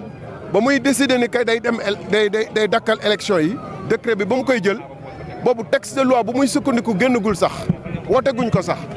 mu ne maa ngi sukkandiku ci ab convocation élection assemblée nationale pour arrêter élection yi sukkandikuwul sax ci texte de loi pour arrêter léegi conseil constitutionnel jël na dogal 1C te ñun ñëpp xam nañu conseil constitutionnel dogal boobu jëfe lañ ko wax mais au lieu mu wax ñu naka la koy nar a doxalee ak kañ la ban date la fixé muy woote ay kii donc ñëpp xam nañu lu muy namm ni ay naxaate la. donc président. moo tax comme ñëpp xam nañu naxaate la moom tey dafa wéet gis na ni sénégalais yi dëddu nañ ko xam nañu day naxe loolu moo ko indi gàcce ci moom moo tax gaaw mi taxaw di forcer pour mettre nit ñi nañu ñëw ci dialogue boobu. léegi problème bi mooy dialogue bi ci boppam c'est ridicule les sénégalais ont dit dans leur écrasante majorité muy société civile muy politique bi que li mu woote li ay caaxaan la il s'est retrouvé seul parce que dafa yàgg foo ak nit ñi. loolu nag la bëgg tey jii nii dafa jàppoon ni bu toogee palem rek woo ay journalistes am dig leen laaj loo ay questions yu ko neex mënuñu ko sax laaj ngeen baal ma mais ça a été un exercice honteux pour la presse parce que mënoon nañ ko laaj quand même mais le 2 avril bu weesoo naka la ñuy def ils ont été incapables de lui poser non ba mu waxee 36 non relance le 36-2 bi lan la ci namm ndax dafa bëgg a toog dafa bëgg a dialogue bi proposer ko mu toog wala déet. Non, cette question n'a pas été posée. La question a été posée, il n'a pas donné. Il a ignoré quand même. Sa réponse a été insatisfaisante, mais la question a été posée. Bon, mea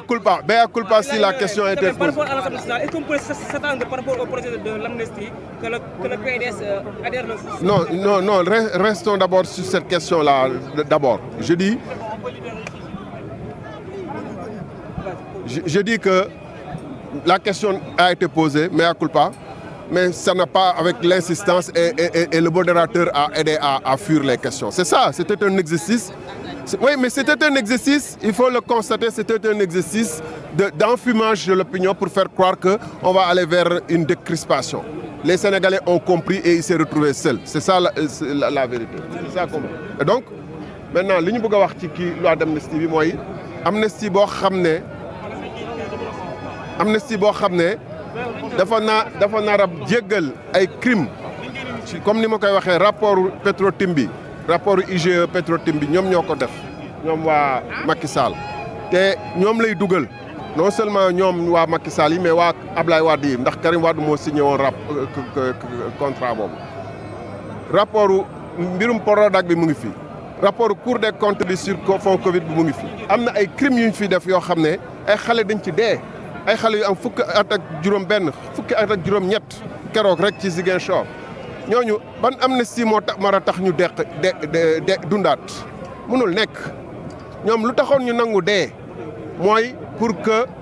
ñu élection am à de bonnes dates loolu moo taxoon ñuy manifester wuñu woon ba ñu boom leen pour que ñun baal ay nit ñoo xam ne dañu def ay jombe mu jàll dañ doon manifester pour élection am 25 février ñooñu donc ce serait trahir leur sacrifice war leen la que di nangu amnistie boo xam ne day dàq élection yi Macky Sall continue di wéyal alors que ñoom ñu ngi ci biir bàmmeel jërëjëf. nekkoon le président Thierno Alassane Sall République des valeurs waaw papa da nga may zoomal derrière papa boo nga xool la présence forte présence des Sénégalais par rapport ak li nga xam ne mooy cette grande masse de F24 Amadou Ba Pastef moom daan waa aar sunu élection ñoo ko woote waaye mën nañu wax ne de tous les membres de l'opposition sénégalaise tey gis nañ fii ñu bëri ñoom doyen Alakan gis nga leen fii ñoom Birame Khoudia gis nga leen fii ñoom ki nga xam ne moom mooy waa F24 Aïda Mbodj également na ba pare ñëw na gis nañ ko Amadou Ba également daal dinañ koy gis nañ également la présence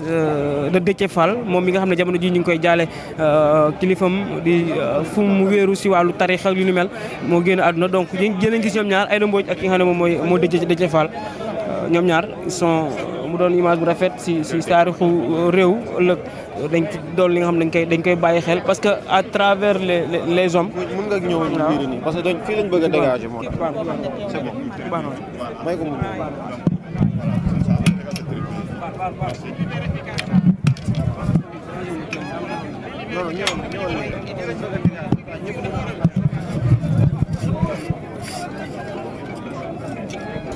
donc yéen a ngi gis image yi Aïda Mbodj ak ñeneen ñu ni mel donc yéen a ngi gis de l'autre côté donc République des valeurs def nañ seen teewaay waa PRP amal fi seen teewaay Ousmane Sonko également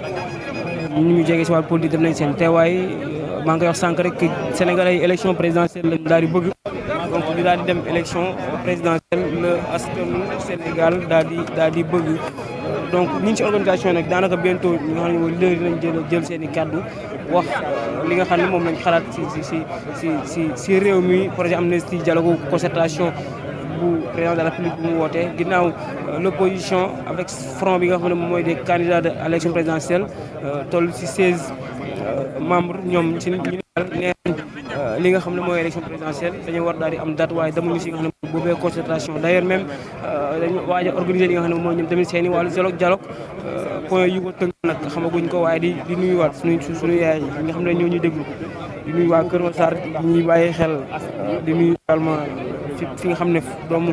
sénégalais mu ngi fay yeewoo rawatina diaspora ñu nekk seddaay bi dañu wax ne sénégalais ñu ngi ba fi nga xam ne moom mooy Australie Nouvelle-Zélande sénégalais doomu sénégalais mu ngi fépp fu ne di déglu Sénégal seet pour xam li nga xam ne moom moo xew si li nga xam ne mooy biir réewam donc li mooy réew mi cette opposition bi nga xam ne dañoo mobiliser wu au-delà ay syndicalistes des activistes des hommes politiques ñenn ñi nga xamoon également ay jamono ne xewuñ woon waaye jamono ji projet moo leen boole seen i kaddu ëllëg tamit ñu war a bàyyi xel li nga xam ne mooy kaddu yu njëkkati ak mbëbët bi ñu wax ne am nañ ko si li nga xam ne moom mooy biir réew mi waaye tamit de l'autre côté yéen a ngi gis une forte présence de la jeunesse sénégalaise gis fi drapeau russe muy brandir mu doon li nga xam ne ñenn ñi également ñu ngi koy ñaawlu ginnaaw ba ñu waxee ne suñu souveraineté ñun biir Sénégal du benn dëkk moo ñuy jox souveraineté wala benn dëkk la ñuy daal di roy pour mun a génn si li nga xam ne moo ñu nekk am nañ pétrole ak gaz yi si bàyyi xel ngelawaay li nga xam ne moom lañ jot si leen réew yi lu ko taal di pétrole ak gaz lu yàlla na wan ginnaaw li nga xam ne mooy askanu Sénégal ba jàmm ji ñu ñaan mu daal di ñëw waaye di fàttali également l'arrestation de maître Ngagne Demba Touré ginnaaw boobu jugee 6 mois après son exil mu ñëw si réew mi daal di koy teg loxo le climat politique awoon un apaisement ginnaaw ba président de la République de décision yi dañuy génn la rek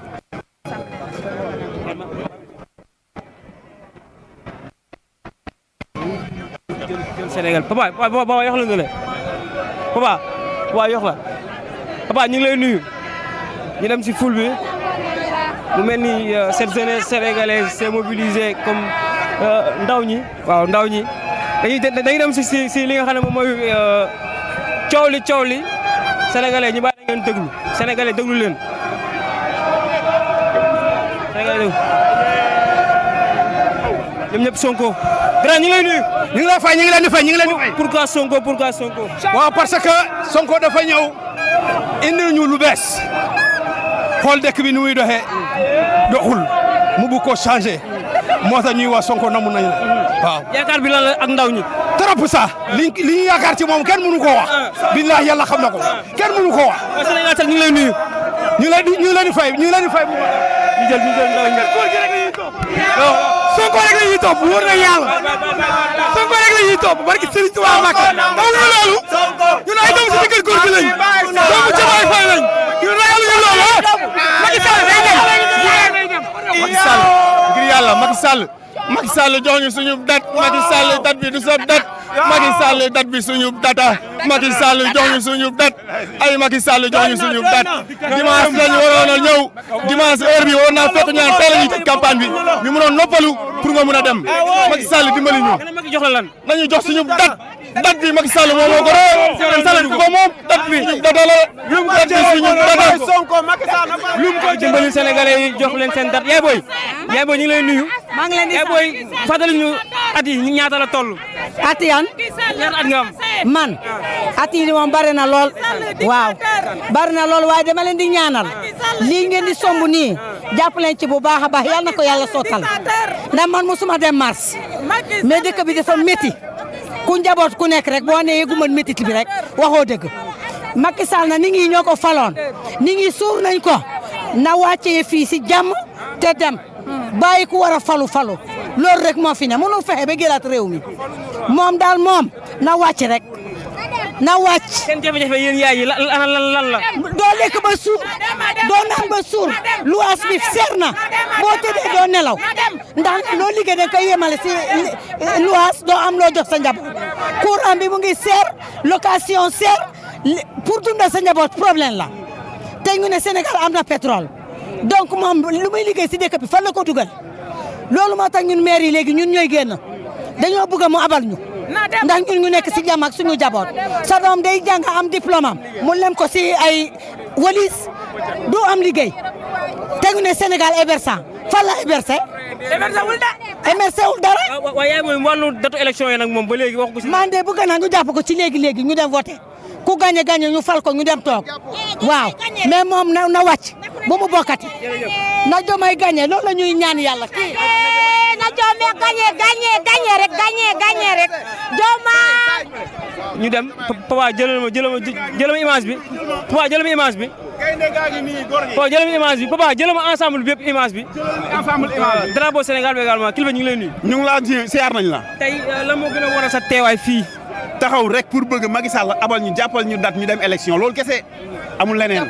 waaw ñu jàpp date te bàyyi góor gi nag waaw. tey na gisee mobilisation bi tey ñu bëri ñëw. tey des na lii du Sénégal lii waa koñ bee waa Yoff ak waa yooyu génn na waa Sénégal yëpp génn am ngor tuuti bañ a gën a gore waa ji génn ñëw xeex bi loolu moo si am solo. taxawaayu opposition bi gis nañ ñoom jamono ji dañuy xaw a bennoo ñenn ñi divisé wu yéen sénégalais ana yéen kàddu ngeen wax opposition bi ginnaaw combat bi nga xam ne moom ngeen dëdmal. opposition waxuñu benn opposition xam nga lan lañ wax Macky Sall nañu jàppal date ñu xam loolu kese opposition amu fi benn opposant baa ngi nii moo fi nekk jeex na waaye ban dialogue an dialogue ku muy dialogue lan bon problème moo am ba ñu dialogue problème amul problème dafa am. non problème te gars yi wax naan Sonko day bokk Sonko day bokk ñun état Sonko bokkul bëgg ñu mu bokk ginnaaw na jàpp élection yi rek mu jeex na Macky jàpp. papa jël ma fële mu doon xeex papa moytul donc di def ndànk rek altercation gis ngeen Diop Taïf jël ma Diop Taïf c'est une image à ne pas saluer mais ça fait partie quand même du terrain politique parce que dañ si bàyyi xel papa jël ma fële jël ma Diop Taïf fële donc ça fait partie du terrain politique dañuy gis également ndaw ñi ñoom ñooy bokk même philosophie mais tension yi day remonter ñenn ñi ku ne ñii mun nañ muñ seen wàllu xol li leen def ñenn ñi également dañuy fàtte ne askanu Sénégal si boppam moom moo leen dajale ñi drapeau sénégalais di Sénégal di brandir en haut gis tamit ay doomu Sénégal ay jeunes ñëw pour manifester ginnaaw bañ leen ko mayee préfet may leen ko tamit ñu gis ñoom ñuy jaamaarloo donc doon na li nga xam ne rafetlu wuñ ko l'image bi nga xam ne également dégg ngeen yenn kaddu ñi nga xam ne ñoom ñooy leaders yi yenn kaddu c'est grave la nga def naka mu. mais gars yi moom fee la moo fa xew moom. non en fait benn ñàkk déggoo la rek ci affaire du Russie xam nga. lu si man. non ñun xeexaluñu Russie ñun pro def ñu yaree ci que moom dafa bootu ci askan. voilà ñun Sénégal la ñuy xeex xeexaluñu Russie suñu bopp la ñuy xeexal mais pas Russie Russie ak Allemagne la ci yem. jëm nañu lay nuyu. ku mel ni drapeau Russie lañ brandir mu yow nga koy xeex. non c'est que non man xeexuma ko c'est que affaire bi esprit la quoi c'est que gars yi bu ñuy demee ak àll Ousmane dafa ñoo yàgg wax nañu ab patriote dafa war a dal ab patriote lépp lu def na ci ànd ak xel ñun on a affaire à un système gars yi bu ñu fàtte projet bi lan moo ko wundu projet bi du jëmm Ousmane yàgg nañu ko wax fekk bëgg Ousmane Sonko gars yi fii koo ne maa la gën a bëgg Ousmane Sonko mu xeex ak yow ñun ñëpp bëgg Ousmane Sonko mais affaire dafa war a ànd ak esprit. drapeau russe bi du yoon ak xel mu sell man damaa jàpp ne drapeau russe nga yëkkati ko moo nga yëkkati drapeau États-Unis moo nga yëkkati drapeau France ñoo yem c'est la même chose affaire du question pays mais affaire xam nga la affaire esprit la mooy nootaange la ñuy xeex nootaange bi nag ki lay noot mën naa nekk nit ku ñuul parce que suñu maam yi ñun bi ñuy noot français yi ñu ñuul lañ ay nit ñu ñuul lañu àndaloon suñu maam yi lañu àndaloon ñu jàppale leen ci loolu am na ñoo xam doon nañu résister forme yi nag ñoo bokkul quoi ak maanaam époque bi ñoo bokkul mais Mao Zedong doon wax lu am solo nee na le sang quel que soit rouge ou blanc l'essentiel c'est d'attraper des souris loolu moo am solo c'est la réalité ñun ànduñu ak France ànduñu ak États-Unis mais idem aussi ànduñu ak Russie ñun nous voulons une libération totale dàq ma Samba indi ma dem loolu amul sens te Ousmane wàccoon ak ñun Ousmane wax na lépp lii mu amee Ousmane dajee am benn réaction dégg nañ déclaration mu ne man waxuma ne Russie laa àndal nee na kenn ñëwul ci ginnaaw moom moo ko wax nee na peuple li ma bëgg nee na man li ma bëgg Sénégal li ma bëgg man ginnaaw yàlla peuple Sénégal laa wóolu Ousmane li mu bëgg ñun patriote li ñu bëgg suñu projet bi ñun peuple Sénégal lañ ci fas yéene àndal te ñun am nañ ndam depuis 2014 ba léegi ñu ngi ñuy torture ñu ngi ñuy def teg benn répression extraordinaire di suñu ak suñu yelleef lépp ñu salfaañe ko teewul on est debout et on sera debout jusqu'à notre victoire finale te yàlla moo ñu may kattan yàlla moo ñu kattanal ginnaaw Sénégal yi bëgg gi ñu bëgg ak gëm gi ñu gëm Ousmane Sonko mais nag buñ trahir projet bi mooy man yëkkati ab drapeau n'importe quel drapeau man d'accord ma ci. message bi ngay lancé ndaw ñi rek si lu ni mel. non en fait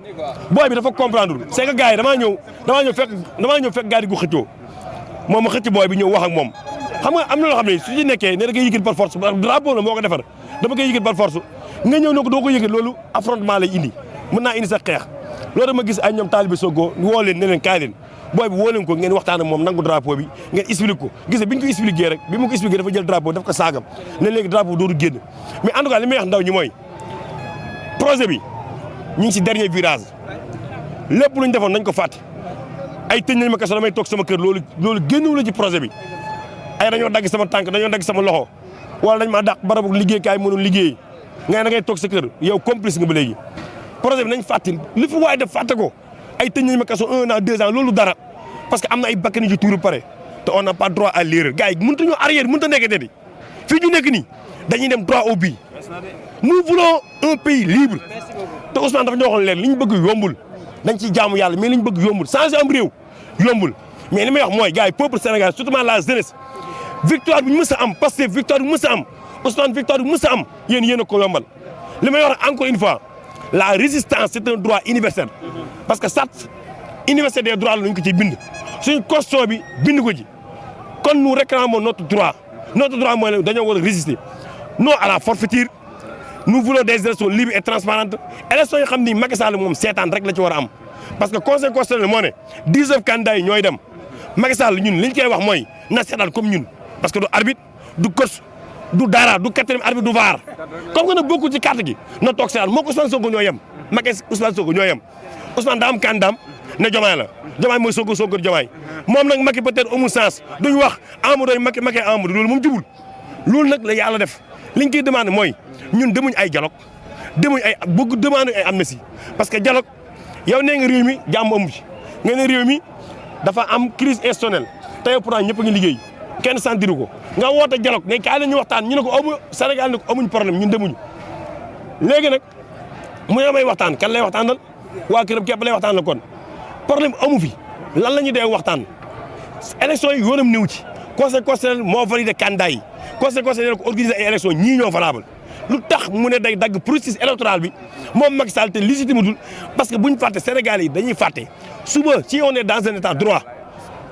si on est dans un état sérieux suba lañ waroon waaj élection yi maanaam lii tey waroon am lii dañ ko interdire suba lañ waroon dem élection maintenant Macky Sall ci ñun nag damay wax xalifa généraux yi laay wax xalifa généraux yëpp laay interprété kilifa diine les régulateurs suy ñoom ñëpp laay interprété gis nga Macky Sall fi mu bëgg a yóbbu réew mi duñ ko nangu Macky Sall fi mu bëgg a yóbbu réew mi fi mu bëgg yóbbu réew mi fi mu bëgg yóbbu réew mi fi mu bëgg yóbbu réew mi duñ ko nangu ñun jeunesse bi ñun jeunesse bi ñooy njëkk a nekk ñun ñooy njëkk a nekk dans les devants dañ ko xeex nañ ko war a xeexee mais nag ñoom nañ wax ak Macky Sall li mu bëgg parce que li mu bëgg mënut a nekk mënu fee toog de manière éternelle du roi du buur donnu ko ci papaam donnu ko ci yaayam Senghor dafay jaaroon Abdou Diouf jaar fi Abdoulaye jaar fi moom ni nga ko joxe pouvoir bi noonu la koy delloowaatee kon daal maa ngi wax Sénégal yi nañ def focus Sénégal yi nañ jóg taxaw Macky Sall li mu bëgg mënut a nekk te peuple Sénégal képp moo ko mën a wax ne ko lii nga bëgg mënut a nekk. Diop Taïf ñu daal di avancé waat xool ba xam ne ñu ngi tenir discours papa donc dégg ngeen drapeau Sénégal benn ndaw daal di génne drapeau de la Russie moom Diop Taïf mu ñëw di ñaawlu li nga xam ne moom mooy lu ni mel donc papa dañuy jéem a avancé rek si encore une fois ginnaaw bañ joxee waat suñu cadre sénégalais yi donc drapeau Russie amu fi yoon cette souveraineté que nous voulons c'est notre souveraineté waa élément Khalifa Sall yi également ñu jël seen i kaddu Bassirou ñu jël Bassirou waaw maa ngi lay fay baax a baax ngeen ñëw nadum taal na ñu doon xuloo entre kaay ni mu nekk xuloo jëlama gaay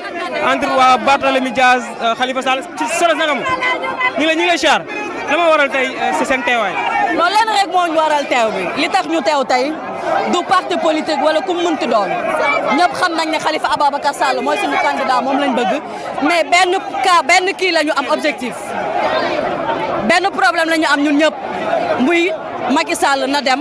na joxe date élection lii nii yëpp amul sens ñun ñëpp benn lañu lenn moo ñu ñor Macky Sall dem jox ñu date ñu dem élection ku nekk nag suñu borom noppi na démb le meilleur gagnera inchallah. sant ak ngërëm ñeen la ko doon ngeen xool image yi ñoom Khalifa Sall yi ñëw waaw Diomaye Faye également Pastef également indi fi altercation entre les deux partis de l'opposition dégg nañ kaddu Khalifa Sall yëkkati woon par rapport ak mbirum concertation bi ñu njëkkoon yëkkati ci ay jamono di mbirum dialogue ñoom mu ne deal politique mu naam Bassirou Samb également indi teewlu fi Bassirou kaay Bassirou jégal ñu Macky Sall dégage loolu grand bi ñu ngi lay jël yow nga faral Sonko waa Khalifa Sall ñëw yéen ngeen leen di sànni xeer nañ dégagé askan bi benn lañ nes soo waay nañ dégagé ñoom ñëpp si Macky Sall lañ bokk ñoom ñëpp Macky Sall lañ àndal ñoom ñëpp Macky Sall la ñuy liggéeyal ñoom ñëpp ay traître lañ ñoom ñëpp dañu war ñoom ñëpp tey lu ñu am ñun la nañ fi jóge nañ dem ñoom nañ dem lundi seen fi ñu war a dem ma ne ñoom si Macky lañ war a dem ndax foofu lañ far ñoom ak waa Bassirou ñu ngi lay nuyu. maa ngi leen di Bassirou seen teewaay mu xaw a indi coow lan moo ko waral pour yow coow la. non xam nga des militants fu ñu daje foog mu am yenn mais li am solo rek mooy nous sommes dans une opposition où chacun a le droit d'exprimer fi mu bokk tey opposition bi li ñu war a def mooy tey ñi gëm Diomaye ñi gëm Khalifa mais ñun ñëpp li ñu bokk mooy élection yi dafa war a am ñun ñëpp li ñu d'accord mooy Macky Sall dafa war a dem si on se trompe de combat mais on va perdre tous donc que chacun montre son leader mais que nous sommes tous d'accord pour que ces élections aient lieu le plus rapidement et que le président Macky Sall quitte. Papa ñu ngi arrière rek c'est le Sénégal qui est dans sa miniature politique dans la scène politique ici à fi nga xam ne mooy HLM Grand Médine ñu nemmeeku li nga xam ne moom mooy photo Ousmane Sonko di brandir de l'autre côté photo Khalifa Sall également di brandir de l'autre côté mu mel ni dafa indi coow si diggante ñi nga xam ne moom mooy ñu ànd ak Bassirou bi nga xam ne moom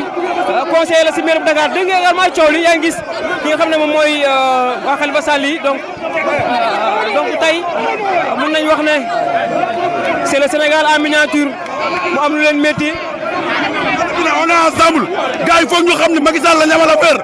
ñun ñëpp ay opposants lañ du ñëw ba fii di yàq xew bi Khalifa Sall Ousmane Sonko ñoo ñëpp ay opposants lañ suñ demee nag ba élection que le maire gagne ñun Macky Sall la ñamal affaire fii ñoo far Khalifa Sall tey jii ñun ñoo far ñun ñëpp ay opposant lañ nañu bàyyi diviser bi lu ñuy diviser lu ñuy dem ni amul sens Macky Sall ma may la ceeb nga lekk. grand diviser bi du Khalifa li mu nangu loolu la ñu bañoon moom lañ nangu ñoom ñoo ci des ñun geeruñu. mais xaane ko leen benn. barke yonent bi on est ensemble barke Serigne Babacar Sy on est ensemble ñun ay xale yu ñu yar lañu ay xale yoo xam ne dañoo tàggat ci politique. waaw Khalifa Sall lañu war a bàyyi provocation bi lañu war a bàyyi ñun ñëpp benn lañ muy Khalifa Sall muy keneen ak keneen fii nii Grand Yoff lañ nekk suñu territoire la képp ku wax Grand Yoff xam ne Khalifa Sall moom mooy borom Grand Yoff. merci beaucoup papa ñu ñëw ñu xoolaat beneen ndaw ñi. grand salaamaaleykum. na ngeen def. ça va alhamdulilah en direct ci Sénégal 7 ñu gis ne tey wane ngeen seen teewaay. waaye mu mel ni da ngeen xaw a ñàkk a déggoo yéen ak ñoo coalition Sonko. waaw moi je parle au nom de Taxawu Sénégal pour une fois de plus nit ñi xam fii nul n'a le monopole du patriotisme nul n'a aussi le monopole de la vérité nous sommes ancrés dans l'opposition le leader que nous défendons est dans l'opposition depuis presque 24 ans ça veut dire que depuis que Macky est au pouvoir il n'a jamais été son allié il a renoncé à beaucoup de choses il a n'est-ce pas souffert 3 ans presque en prison parce qu'il a refusé de faire la même chose que son parti d'origine, c'est-à-dire le parti socialiste. C'est-à-dire que ñi nekk ci opposition bi ñoo war a xam benn affaire que kenn amul doole à lui seul pour créer les conditions d'un changement démocratique à travers les urnes. Aujourd'hui, nous sommes là pour défendre la République. Nous sommes là pour défendre la Constitution. Mais nous ne sommes pas là dans une logique de pensée unique de parparloo. Sénégal parparloo moo ko yàq. Pataas moo ma gënal pomme de terre ku ci ñàkk sa procès parce que sa avocat moo xamul dara. Il y a 2 électeurs qui votaient pour statu quo et qui votaient pour le changement. Mais ñi votaient pour le changement, ils sont libres de voter Diomaye. Mais moi, je suis libre de voter Khalifa. Lui, il est libre de voter pour qui il veut. Il ne faut pas qu'à travers, n'est-ce pas, nos petites adversités politiques, qu'on, n'est-ce pas, se trompe d'adversaire. L'adversaire, il est unique. Il s'appelle Macky Sall. Moi qui vous parle, je n'ai jamais voté pour Macky Sall. Même en 2012, je n'ai pas voté pour Macky Sall. J'ai voté non au référendum. Ça veut dire que je réclame mon patriotisme en même temps que mon ami du PASTEF. Parce que lui et moi, on a été ensemble ici à Grand Yoff. Au titre de Yewwi Askan Wi. On a été sur la même liste et on a gagné ensemble. Même si par ailleurs il y avait une dissidence du fait d'autres responsables de PASTEF qui étaient avec Boubacar Camara. Parce que nous, mais nous représentons quelque chose que le meilleur de l'opposition sorte et que tout le monde se solidarise derrière lui pour créer les conditions de l'alternance. Parce qu'en politique, il n'y a pas de soustraction. Nous sommes très positifs. Nous, notre adversaire, il ne s'appelle pas Ousmane Sonko. Moi, ma grand-mère, c'est une Sonko. Ça n'a rien à voir. Tu comprends? Nous sommes là parce que nous sommes des Sénégalais. Nous sommes là parce que nous tous, nous sommes de l'opposition démocratique. Mais il faut que les uns et les autres se respectent, quoi. waa Sonko yéen sa kàddu lay doon. waaw sunu kàddu du doon lu dul dara ñëw fekk fi sama frère waa Khalifa yi ñu ñëw toog ñu war a bokk combat bi ensemble. gars yi foog ñu bañ a trompé wu d'adversaire xam ne Macky Sall la ñu amal affaire tey buñ fi ñëwee dañu mobiliser wu pour wax Macky Sall ne ko moom locataire la woon dañ ko lié woon contrat am jeex na organiser élection yi sénégalais yi tànn seen président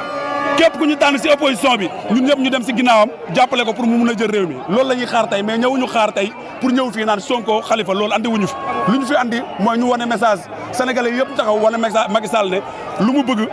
rapport bu mu bëgg du rapport bu mu bëgg duñ ko nangu amnistie bu mu bëgg duñ ko nangu lan la ñuy xaar mooy mu jàpp élection yi fii ak le 2 sénégalais yi tànn seen élection quoi loolu la ñuy xaar gars yi ñu wàccee tempérament yi xam ne ñun ñëpp ay frères lañ ñoo bokk dëkk ensemble te ñoo bokk lu ñuy xeex quoi man loolu laa ñëwoon pour lancer benn message boobu tey. merci beaucoup bu doon kàddu yi quelques sénégalais yow bëgg a sànni. sëñ ñu ngi lay siyaare baax di nuyu internet Sénégal 7 yëpp c'est-à-dire ñun lenn rek la ñuy demande président de la République mooy laaj ko moom lan la bëgg président de la République la ñuy laaj moom lan la bëgg en tout cas ñun lenn rek lañ ko laaj lu simple la mooy suñu date nañu jàppal date te conformé ak li nga xam ne mooy dogal bi conseil constitutionnel jël mooy mu fixé ñu suñu date le plus rapidement possible ñu dem ak moom élection defal ko bagage tàggoog moom c'est-à-dire ñuy wax tamit patriote yi ne leen nañu nekk nit nañu xam ne ñun benn adversaire la ñu am s'appelle Macky Sall fii guerre de pancarte indiwuñu fi nañu bàyyi ñeneen ñu def lu leen neex ku nekk xam nga mbër mi man sa bàyyi da nga ko dul nangu bu ñu demee ci urne yi incha allah balaa 11h du matin ñun ñëpp danañoo xam kan mooy kan kenn mooy fi nekk benn leader moo fi nekk. salaamaaleykum monsieur le maire. monsieur le maire ñu ngi lay nuyu. maa ngi lay fay. tey ngeen ñëw wane seen teewaay yéen waa taxaw sa Sénégal. ñun waa Khalifa président coalition Khalifa président on est toujours présent à l'appel du peuple sénégalais. Aujourd'hui ce dont il est question mooy askan wi ñoo génn ni wiiri wiiri jaari ndaari Macky Sall li muy def yëpp guddal jël na jàpp bis bi ñuy wote loolu la ko conseil constitutionnel wax du leneen. par rapport ak li nga xam ne mooy mbiru dialogue bi Khalifa indi na si ay leeral yow ana la mooy sa xalaat. mais li ñu wax mooy dialogue bi benn dialogue la war a doon mooy ñi ñu war a waxal mooy les partants mooy les candidats yu conseil constitutionnel wax ñooñu la war a dajal loolu moo am loolu mooy dëgg donc bëgg bëree bañ bëree na sëgg bëree. ñu nemmeeku également seen taxawaay ba ngeen ñëwee xaw na am des altercations entre les militants d'Ousmane Sonko ana yéen kàddu ko si yëkkati en tant que sénégalais. c'est ça aussi le charme de la politique kenn ku nekk fa nga nekk ci yar ci teggin ànd ak ki nga war a àndal. La coalition Khalifa Président est bien représentée ici. Ça montre encore une fois de plus que coalition Khalifa Président, c'est une coalition qui gagne. Et Inch'Allah, bu ñu tegee élection yi kenn ku nekk nga xam ku mën sa bàyyi. su ñu demee amnistie est-ce que mën nañu xaar ngeen voté loi boobu noonu wala yéen doole bokkoo leen si. Écoutez, il faudrait que ñu xam amnistie bi lan la wund parce que ñun ay nit lañu lépp lu ñuy def war nañu xam lan la ak naka lañ koy defee donc on n'a rien contre le pardon mais pardon ci ban fànn ak kenn ñuy pardonné ban période la donc yooyu yëpp dama yaakaar ni Macky Sall da ko indi pour guddal jël mais li am solo mooy nañu sàkk ban bis la ñuy sëgg bëri jërëjëf. mu nekkoon démocrate donc dégg ngeen kaddu ki nga xam ne mooy monsieur le maire bu ñu gat ay kaddoom indi def teewaayam ginnaaw ba altercation entre ñi nga xam ne moom mooy di le maire bu jëppoon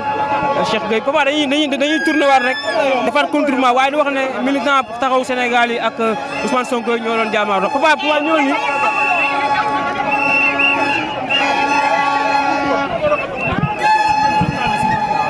di leen sonal di leen torturer di leen def lu nekk ñëpp suñuy bët a ngi si kon ku si waxutoon ba léegi na teewoo laa meñam soxlaaw nu kàddoom asalaamaaleykum wa rahmatulahi taala wa barakatuh. ñu ngi siyaare yéen ñi nga xam ne yéen journaliste yi nekk ci terrain bi gis ngeen li fi xew ñaata Khalifa Sall ñoo fi nekk mën nga ko compte lan moo leen fi indi ñun xam nañ ko li leen fi indi dañ leen fay pour ñu ñëw ñun waa Sonko kenn mosu ñoo fay dërëm ñun ñooy jël suñu xaalis di ko participer ñun ñooy jël suñu xaalis di joxe ñi fi ñëw ñëpp dañoo bàyyi seen liggéey ñëw ndax bëgg Sénégal ndax dañoo topp Ousmane Sonko fañ ko toppee sori fi ñu toppee Ousmane Sonko moo bëri sori ñun na attaqué wuñ kenn dañ fee bëri moo leen déranger ñun liñ fi bëri te ñu xam ne ñun liñ ñëwee suñu doolee bopp lañ ñëwee suñu poche bopp lañ ñëwee ñii paas ñëw ñii war seen moto ñëw mais fay ñu ñaar dërëm ñoom xam nañ leen ñoom a dëkk Grand Yoff ñun ñii Grand Yoff lañ dëkk mobilisation boo am xam nañ ni mooy demee 16 ba buntu 16 ba dañ fay jaar ba bu set fii koo fi gis ku mooy Ousmane Sonko dañ ko fay mu ñëw kii fi gis fii ku mooy Ousmane Sonko dañ ko fay mu ñëw lenn nag maa ngi koy wax dafa am ñett ñu wax ci Ousmane Sonko sénégalais yi nañ ko bàyyi xel Cheikh Anta Diop wax na ci Ousmane Sonko battale xam ko battale toog na plateau Walfadjri wax lam wax ci Macky Sall dégg nañ ko Sidi Lamine Niass ndem si yàlla si lam wax ci Macky Sall dégg nañ ko dégg nga Ousmane Sonko mii tey lam wax ci Macky Sall dégg nañ ko ñett ñi liñ wax yéen ñëpp jot jëm ci jarul ma koy nettaliwaat la koy génne pale du woteeg du yéeg ak wàcceeg ay carte dem la koy wàccee pale yéen xam ngeen ko mu ngi ci yoon bi xeex moo ko fay wàccee mais woteeg kii gañe na kële gañul du ko fi génnee waxit na ko sa xam danga mi yëpp indi dialogue bi kenn du dem kenn ndax moom dafa organisé ay journalisme la organisé RTS 1 RTS 2 RTS 3 RTS 4 ñoo fa toogoon ñoom ñëpp dañ leen a envoyé ñoom journalistes yi dañ leen a envoyé li ñu war a laaj Macky Sall préparé na li mu war a tontu ñii fii dof nekku fii ñëpp a yeewu léegi ndax Sonko daf ñoo fekk 2 heures du matin ñuy nelaw mënuñu bëgg ñu jóg mu leeralal ñu Sénégal kon yi fi caaxaan yi dootuñ ci dox. asalaamaaleykum. merci beaucoup ñu koy jaajëfal bu baax a baax. yaa baax. donc papa ñu avancé waat rek jéem a xoolaat ban yan réaction la ñu am papa dañuy wiir ne la dem si digg leader yi papa nga topp ma di la jaajëfal bu baax a baax si li nga xam ne mooy liggéey bi waaye di leen nuyuwaat yéen sénégalais waaye di leen wax ne jamono ji ñoom Khalifa Sall yi ak ñi nga xam ne moom mooy waa Ousmane Sonko yi ñoo nekkoon fii si terrain HLM Grand Médine terrain HLM Grand Yoff donc dañuy wër rek jéem a jël réaction wu quelques sénégalais encore ba tey ñu wax ñu li nga xam ne moom lañ xalaat si li nga xam ne moom mooy yëf yi donc ñu dugg si biir terrain bi.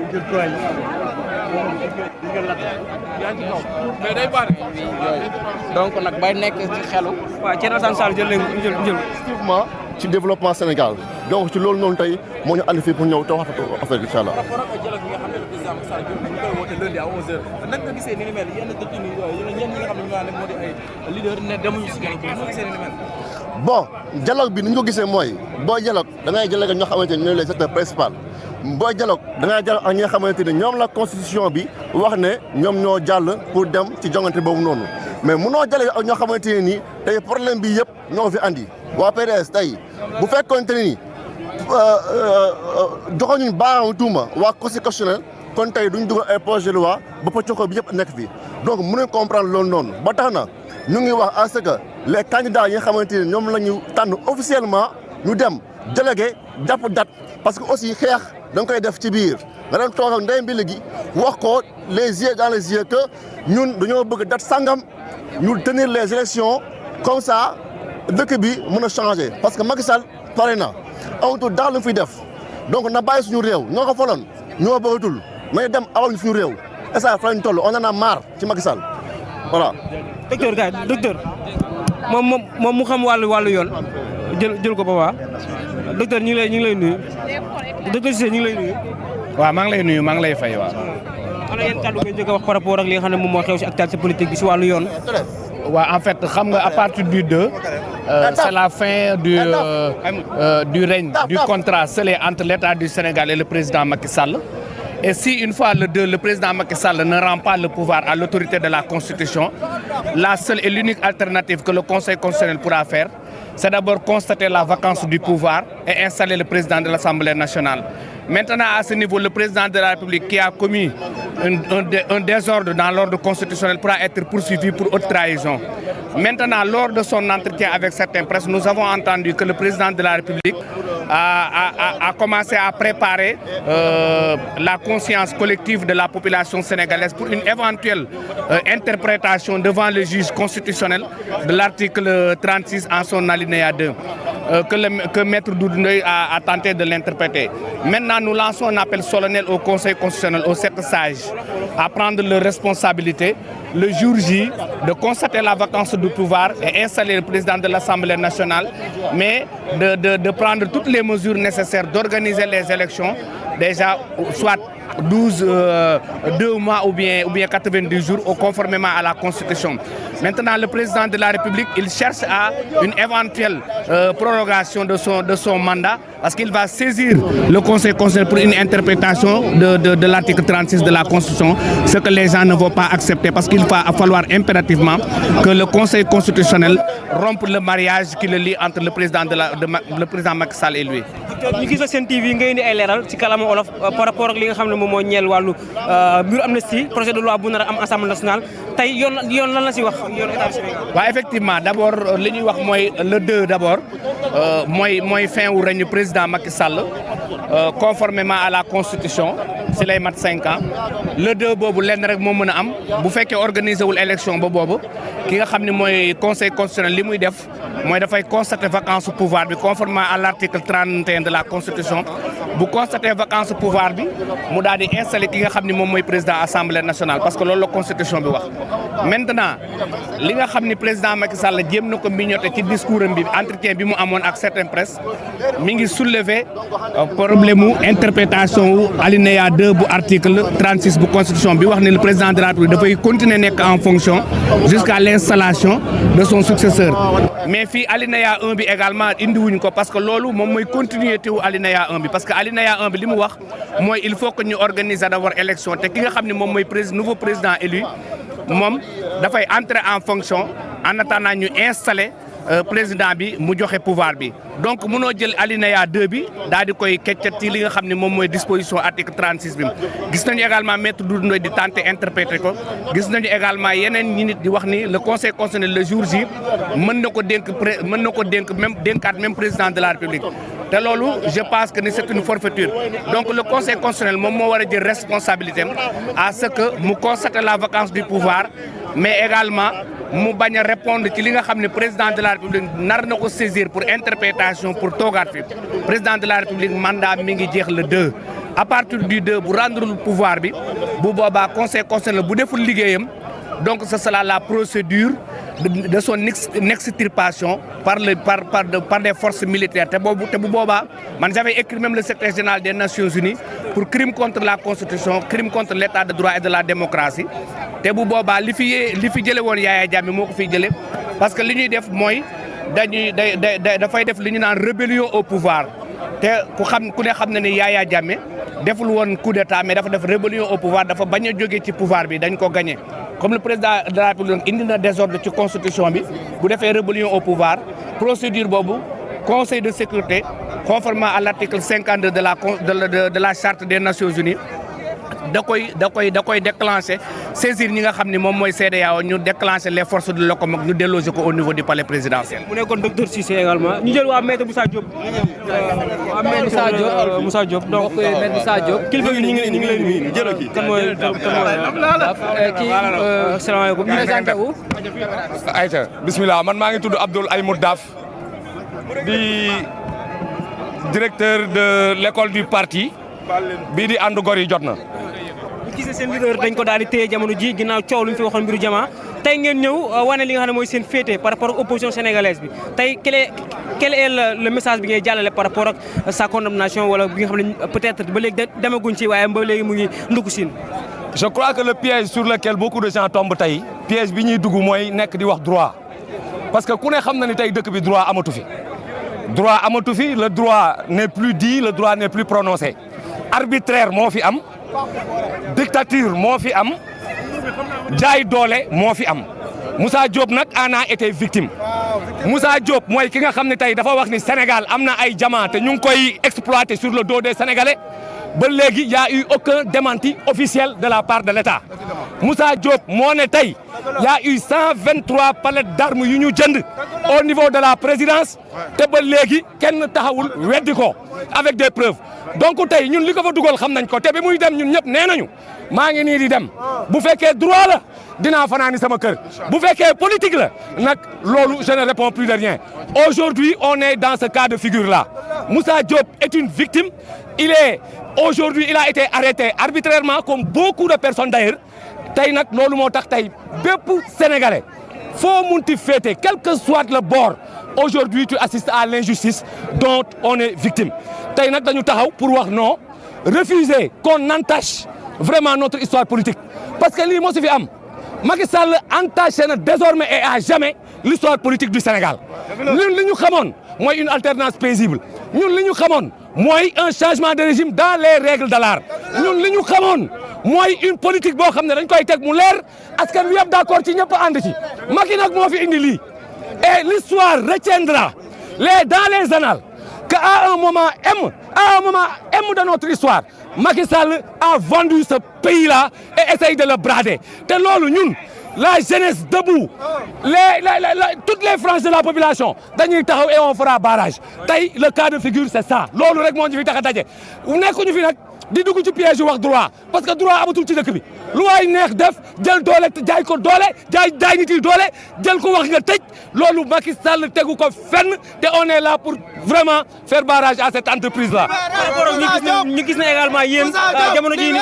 Moussa Diop libéré Moussa Diop libéré Moussa Diop libéré Diomaye Faye. ñu nemmee ko également